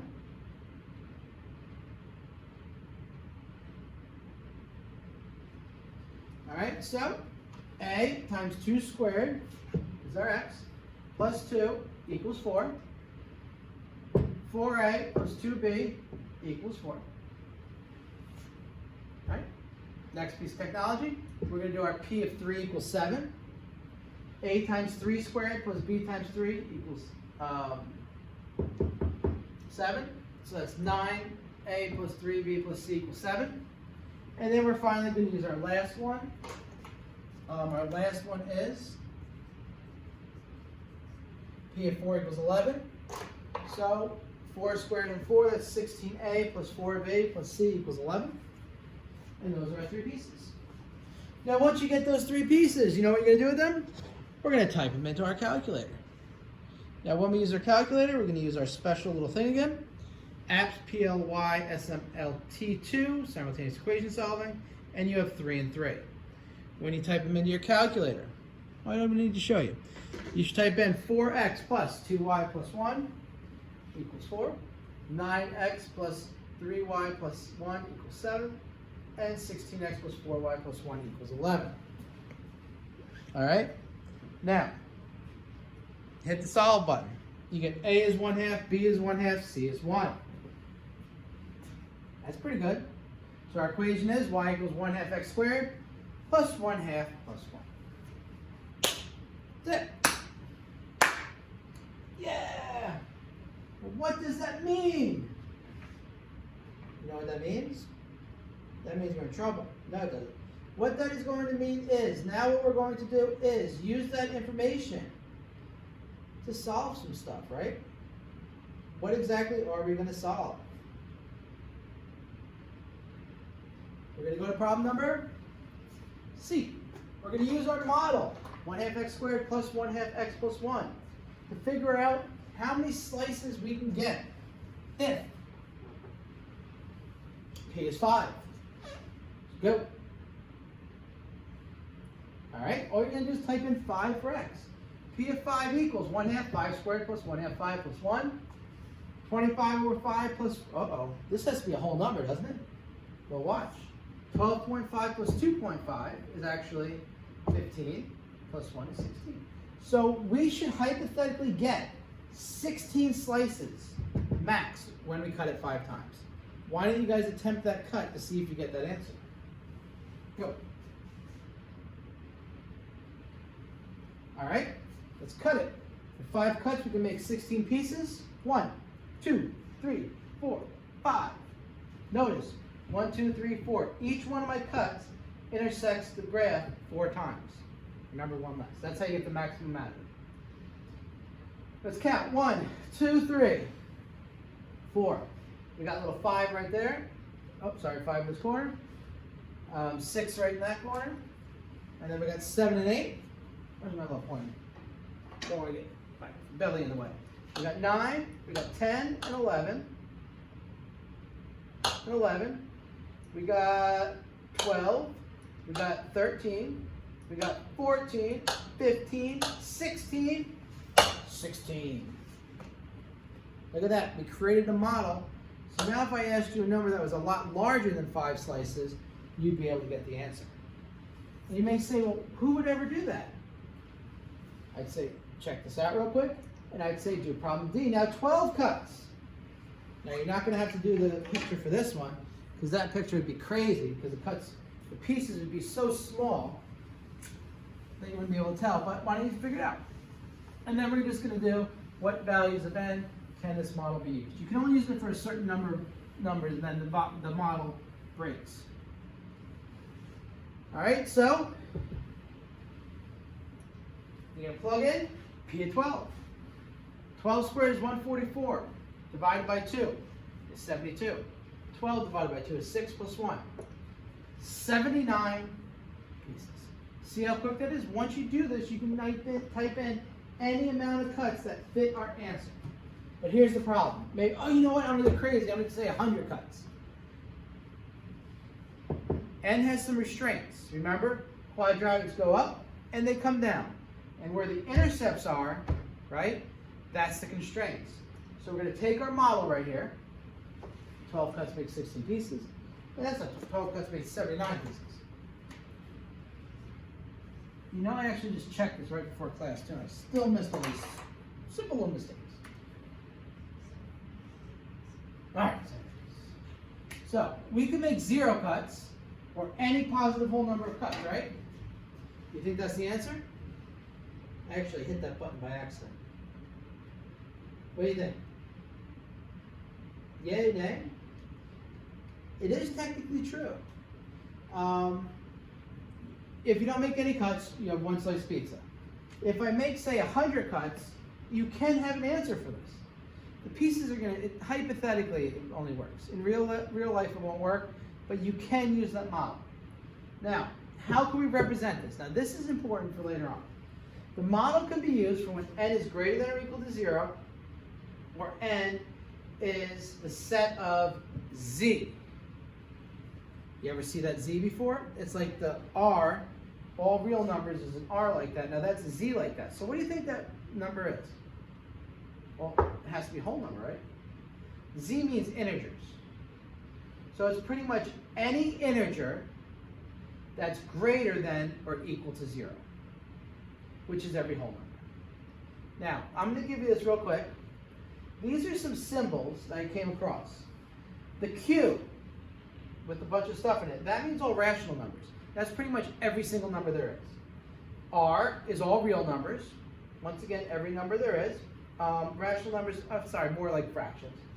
N is natural numbers. Natural numbers are 1, 2, 3, 4, 5, dot, dot, dot. Complex numbers, those can involve like i's.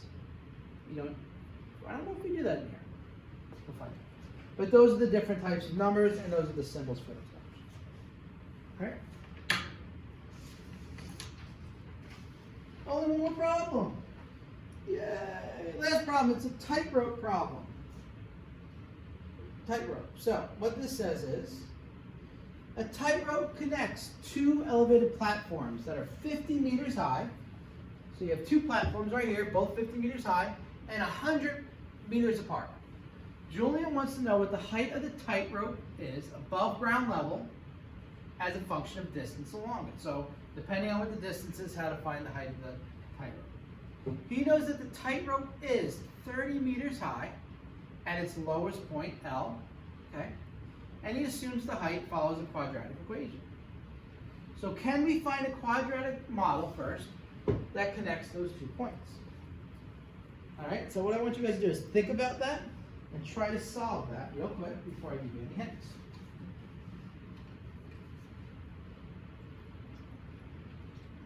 Now, what you should be doing is you should be labeling this. All right. Now, the first label that you guys should do is you know that y equals ax squared plus bx plus c is your quadratic function, and it says 50 meters high, so you should have labeled that thing to be 50 meters high. All right. Number 2, what else can you label? All right, well, let's see. This 50 meters high. This right here is our x and y intercept. So what's this point right here? This point might be able to help us. 0 over 50 up, right? So that says when x is 0 right here, y is 50. This point right here is 0, 50. Can we use that at all to help with our quadratic model? What do you think? You can. Plug it into the equation. If I plug it into the equation, so 50 equals a times 0 squared plus b times 0 plus c, zeros, 50 equals c. So right away I found my c. Right here, 50, y-intercept, that's c. That makes sense. I like that. I like that I found that. There you go, that's good. All right, so now I got c. So now you got to find a and b. What tricks can you use to find a and b? All right, you're going to need to come up with 2 more equations. You want a hint? The first hint is right there. The buildings are 100 meters apart. Okay, so is there a second? What other number can we get here? What other point? I'm going to give you a hint. Use the vertex. Can we find the vertex at all? If we find the vertex, we'll find a really good equation. All right? This is just like one of the problems we just did. This is just like, where we find the vertex. Just like problem number 8, I believe. All right, so to find the vertex. Vertex of L equals 100 divided by 2. How do we find 100? Well, if the whole distance is 100, half of that is 50. So the distance from here to here is 50. So the axis of symmetry is where x equals 60, right? 50. Now, how high is this? Well, actually, even better. 50 equals what? The vertice, right? Vertice is negative b over 2a. So negative b over 2a equals 50. So can we use that to create an equation? We can. We did this before. Create the equation. All right? You're going to multiply both sides by 2a. You get negative b equals 100a. And you divide, and now you're going to add b to both sides. And you get 100a plus b equals 0. Equation number 1. We got that from our vertex. So now we got what c is. We got one equation. We need one more equation. And I'll give you a hint. Use that point. Now what is this point? This point is 50 over, is there any other thing that it tells us in here? Read this. 50 over how much up? Just think, ax squared plus bx plus c. Come on. Right here. 30 meters high is the lowest point L. So that means this point right here is 50. When x is 50, y is 30. I want you to plug that in here and try to come up with a second equation.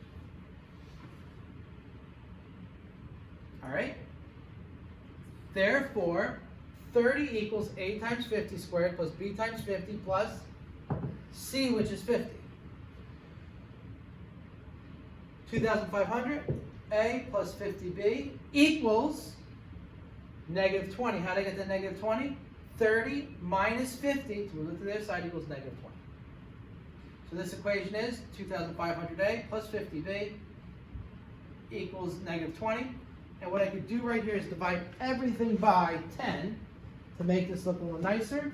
So watch this. Take a 0 off here, a 0 off here, a 0 off here. 250a plus 5b equals negative 2. All right? Now you may say, Mr. Valentino, what about this? I know this point right here is 150. Can I use that point? Of course you could. You could come up and create another equation, but you only need 2. I always forget to do this one, and I usually use this equation and this equation to solve it, but it's 100% up to you. And you may say, now what am I going to do with all these equations? Well, you know what you got to do with those equations, right? Last time, let's get it done. One of the last times for this lesson. Oh wait, we have the review. So now I'm going to find this quadratic model collecting these equations. I got my two equations, and what do I do with these equations? With these equations, I type them into my calculator, right? Use the calculator. You should get 100x plus 1, y, equals 0, and then 250 plus 5 equals -2. You end up with a is 1 over 125, b is -4/5, and c is 50. My equation is y equals 1 over 125x squared minus 4/5 x plus 50. Once again, I'm going to do this for you because I'm so nice. You hit apps. You go to number 9, which is PLY SMLT2. You go to simultaneous equation solver. The key here is these are both at 2 and 2. You hit next. You're going to hit 100 plus 1 equals 0. You're going to hit 250 plus 5 equals -2. All right, you get your stuff there. You're going to hit solve, and that's where you get it. 1 over 125. B equals -4/5. And the C I had from the original equation. That was my y-intercept. It wasn't given to you, but that's how I found it. All right, and there you go. That is part A. And now the best part about part A is you're going to use it for B. Boom. So it says a tightrope connects the two things, right? Now part B says, very simple, hence the estimate of the ground of the tightrope above the ground at that point. So what they want to do is estimate the height of the ground above point P. So point P is right here. We want to know how high this point P is above the ground. And what we know is it's 20 meters from this building.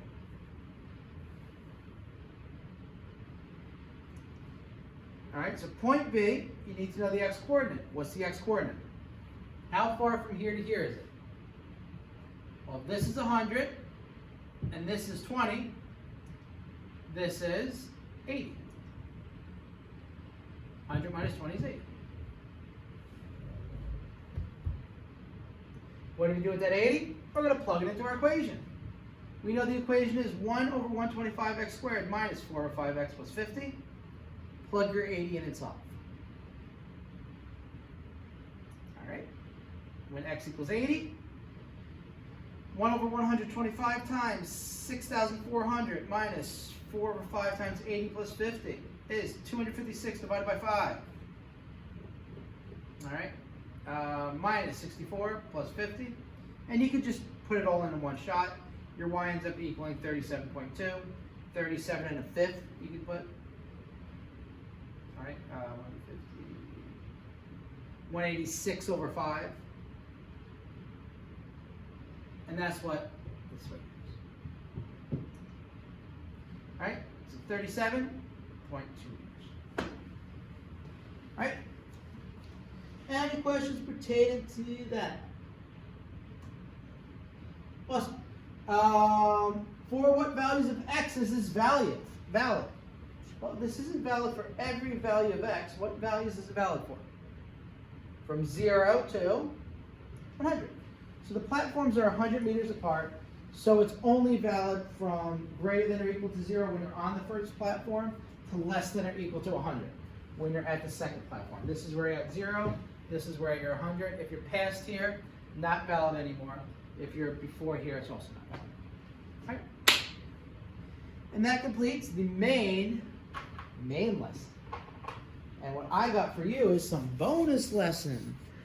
All right, so let us go to, just got a couple more things here real quick. The first one involves just some research. And we're not really going to do this over the intraweb. We're going to do this more in class.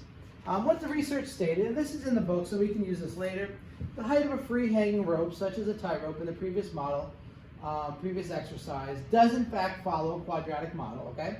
What you could do is, and we're going to do this not this year though. Research the correct model for the height of a free-hanging rope.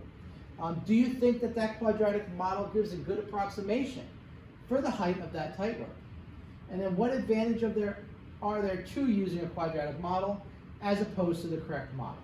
Okay, so the quadratic model isn't exactly the one you want to use because when you do walk on a tightrope, what happens is wherever you're walking to, that place goes down more, and the actual like the point of depression kind of moves.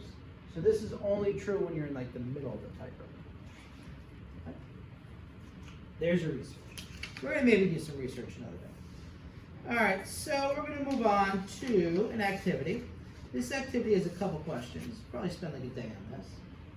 With projectile motion, and so on. This stuff is very interesting, and I love going over it. So, number one, what is a projectile? Well, a projectile is... Why is this all messed up? Whatever. Projectile is an object for which the only force acting on it is gravity. Okay, that means we're not dealing with air resistance or anything else. All we're dealing about is gravity pulling it down. That's why it's usually quadratic. All right, so projectile would be like a little piece of something in the air. Whatever goes up, must come down. Projectile motion, though, what that is that's how objects travel through the air if we ignore air resistance. So we're not counting wind blowing against it, anything blowing against it. What we're doing is we're just dealing with basic balls and missiles going through the air and the path that it follows. All right? Now, what this means is when an object moves with projectile motion, it has two things involved. One is a horizontal component, which is left to right. The other is a vertical component, which is up and down. Now, it's often useful to just consider each component as a separate function of time. This allows us to locate the object at any instant. So we could say the horizontal component is x, therefore, what is y? The vertical component is y. Can you tell me what x is? And then you can figure out one from the other. Horizontal component is the left to right. Vertical is your up and down. All right? Very simple. And it's almost like your x, y coordinate grid. All right? Now what we're going to do is we're going to do a couple examples real quick. Now I'm going to explain them to you. Number one says, consider a ball thrown in the air. It moves with a horizontal component, x equals 20 meters, and a vertical component, y equals negative 4.9t squared, plus 14.7 t plus 1 meters, where t is time in seconds and it has to be greater than or equal to 0. Find the position after the ball after this amount of seconds. So pretty much what you do is you have a ball, the ball is thrown, the ball goes in the air, and it goes back down. All right? So that's what we're talking about right there. Got it? Find its position after 1 second, after 2 seconds. Now, there's different positions here. One is your horizontal, and one is your vertical. Okay? So that would be after 1 second, and after 2 seconds, it'd probably be something like this. Horizontal 2, vertical 2. All right? So it'd be a little further, probably a little higher. So what I want you guys to do is find that real quick. Go. All right, so at 1 second, t equals 1. So if I want to find the horizontal component, x plus equals 20 times 1, it is 20 meters. If I want to find the vertical component, I'm plugging in y equals negative 4.9 times 1 squared, plus 14.7 times 1 plus 1, negative 4.9 plus 14% plus 1, y equals 10.8. So once again, 20 is your horizontal component of 20 meters, vertical component of 10.8 meters. This is very simple stuff, just plugging things into an equation. So why don't you guys try it after 2 seconds? So what this is saying is after 20 meters, so I'm going pretty much 20 meters this way, and I'm going about 11 up after 1 second. After 2 seconds, you should be done already. 20 times 2 is 40. So now my horizontal distance is 40. My vertical distance, negative 4.9 times 2 squared plus 14.7 times 2 plus 1. Type in your stuff, you get 10.8. Wait a second. All right, so that's interesting. So that means that 20 and 40, I'm going to change this up, 40, both are at about 11. They're at the same height. So what does that mean? Getting the activity yet? Figuring it out yet? That's it. All right, so let's remember that. 1 second, 2 second, both 10.8. Horizontal component of 40 meters is also 10.8. That is possible. Definitely possible. All right, activities are always to make you think. 1B, at what time is the ball at its highest point? So how do you find out when the ball is at its highest point? You have to find the vertex, right? So A is negative 4.9, B is 14.7, and C is 1, right? Because A is less than 0, it's a maximum, right? Less than 0, the graph goes up, then it goes back down, it's a maximum. So we can actually find what it is using negative B over 2A. All right? Now, negative B, negative 14.7 over 2 times negative 4.9. Negative 14.7 over negative 9.8, ooh, I'm missing a negative there, is a positive 1.5. All right? Good so far?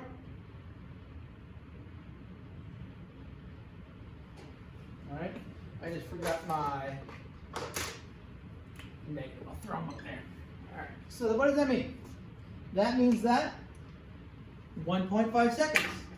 So at 1.5 seconds, the ball is at its highest point. Ooh, that's interesting, isn't it? Very interesting. I kind of see a correlation between this and the last problem. Find the maximum height reached by the ball. So what do we do with that 1.5?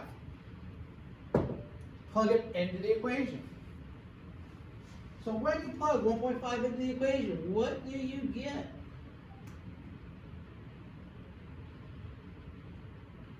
Let's go. You guys are up.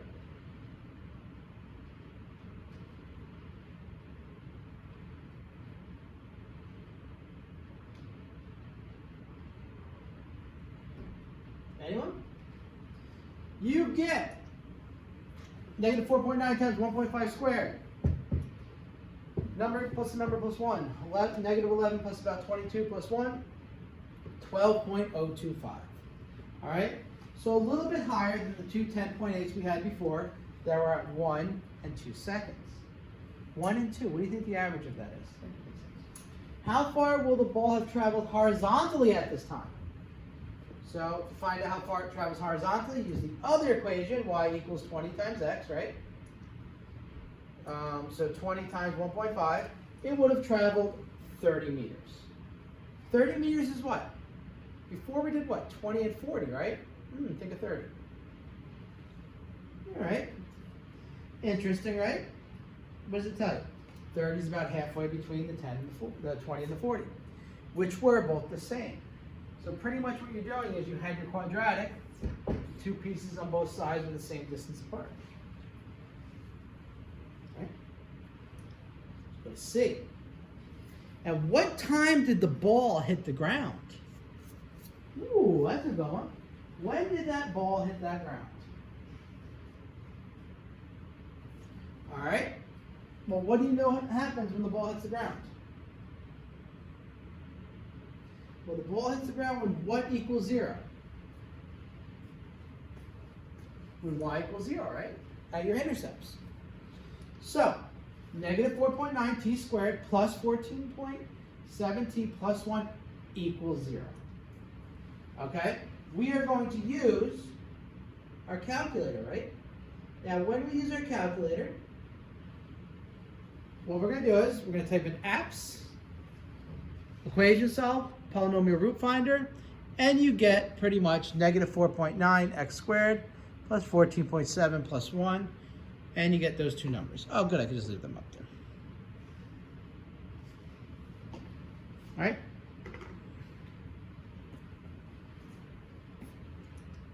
Negative 0.0666, negative 3.07. One of those is good. We want time always to be positive because we're not going backwards. So we get rid of that one, and that means it's about 3.07 seconds. 3 and 700 seconds. That's how long it takes the ball to be thrown and hit the ground. So about 1.5 seconds is at maximum height, and about 3 seconds, which is about twice as much, it is on the ground. How far has it traveled horizontally? See all this information we can find just from one little bit of information? Horizontal equation is 20x, right? So when t is 3.07, we just do 20 times 3.07, which is 61.4. So it has traveled 61.4 meters before it hit the ground. See that? So using your calculations of height, we're actually able to find our calculations of distance. So we use our height calculation to get our time. We use the time then to get our horizontal. See? Look at that. All intertwined, all making sense. All right. One of the last real problems. All right. Stone is released from a catapult towards a castle. Like my catapult. The castle is 120 meters away and 10 meters high. The stone moves with a horizontal component of x equals 32 meters and a vertical component of y equals negative 4.9t squared plus 20t plus 5 meters. Whereas t is time in seconds and it is greater than or equal to 0. All right? What you're going to have to do is find the position of the stone after 1 second. So in order to find the position, you're going to take that 1, you're going to type it into the horizontal and the vertical component. All right? So the first one's the horizontal.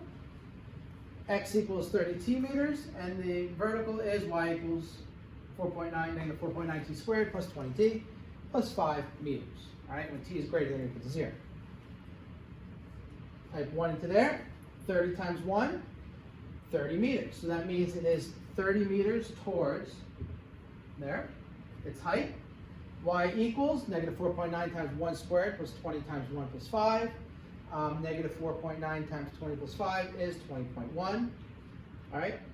So this stone right here, after 1 second, it is 30 over, so about a quarter of the way here.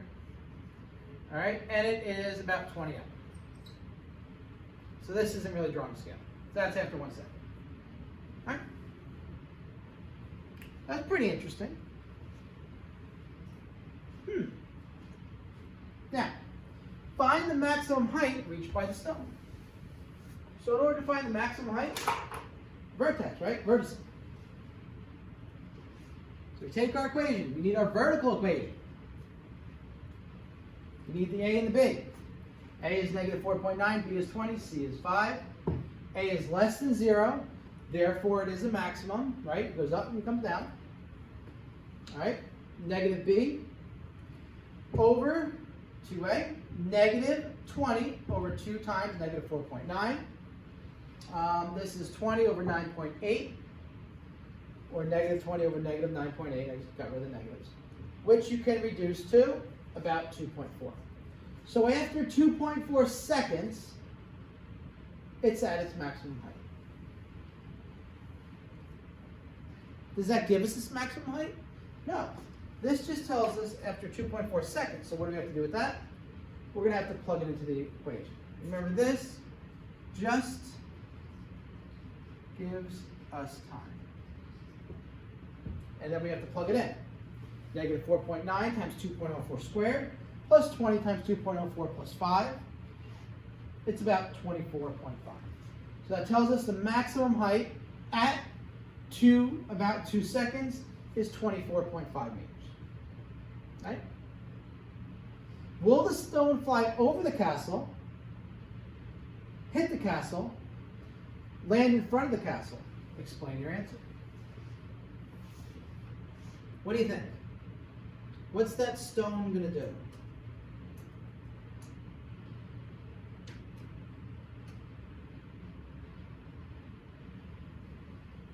Well, let's see. when it traveled 120 meters, can we work backwards? We can find the time, right? X equals 30t, right? So 120 equals 30t. 30t equals 120, right? Because x equals 30t, and in this case, x is 120. So you plug in 120 for x, divide by 30, t equals 4. So at 4 seconds, right, that's when, what happens? At 4 seconds is when the stone reaches the castle. So we just have to see what the vertical component is at 4 seconds. So we take this equal 4, and we plug it into the vertical component. So when t equals 4, negative 4.9 times 4 squared equals 20 times 4 plus 5, negative 78.4, is about 6.6. So that means this is 6.6 meters high at 4 seconds. The castle is 10 meters high. So what's this going to do? It's going to crash right into the castle, which is exactly what they want. So do you think back in the Dark Ages, they were doing these calculations to figure out how to hit the catapult? Or do you think they were just going, oh, a little too high, change the angle? You never know, right? All right. So it hits that castle. Now, if you go to page 158 in your book, there's a cool little cannon simulator there, where what you can do is you can take the initial speeds and angle trajectories, and you can actually try to figure out what the initial velocity and angle by changing that. Try to find the angle trajectory that gives you the greatest range for a cannon. All right, now let me see. What you would do is you'd go to your book, right? And in your book, on this page, here's your activity. If you just click down to the simulation part right down here on the bottom right hand side, so there's your nice little words. You click on simulation. It actually brings you to a cool little simulation right here with the cannon. All right, so there's my cannon right there, and I could type in different things. I could type this in, and let me see. If I type enter, I shoot my cannon, shows how far it goes. Well, that goes pretty far, it goes about 2,500. Say I want to change this to maybe like 70 degrees. All right, doesn't go as fast. But you're going to keep the initial speed the same, and then just fool around with the heights and see what trajectory you think may be the best. So just keep on changing it, and then some go farther than others. Change the speed, go faster. And then eventually you'll see. All right? So fool around with it, see what you can get, and then we'll move on. All right? You doing enough? What number did you get? You should have gotten, that's how you change it up there.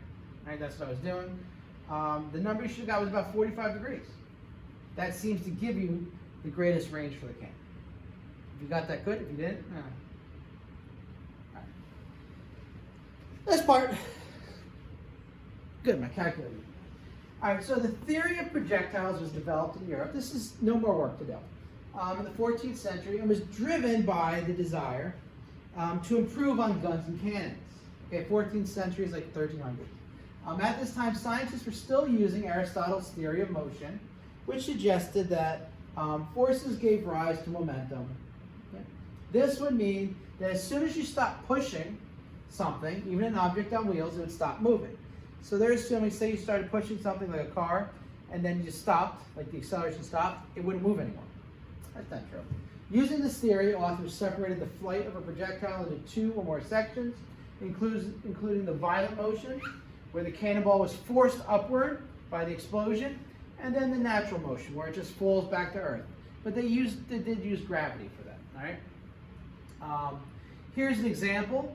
What they thought was when you shot something up in the air, it would go to a certain point, and then pretty much just fall straight down to Earth. All right. It would just go straight to a point, and then you can actually drop cannonballs onto a castle by shooting them like that. All right. This is what Sam Sternley thought in the picture, and this was published in 1669. Now, obviously, this isn't the greatest idea because you got your violent motion when it's moving, and then once it stops moving, it just pretty much loses everything and just drops straight down. Now we know that's not true. That's it. I wish there was more to it that I could say, but I like that picture. This was a long enough lesson. I believe it did crush the 2-hour mark, so I'm very happy that I was able to get through it.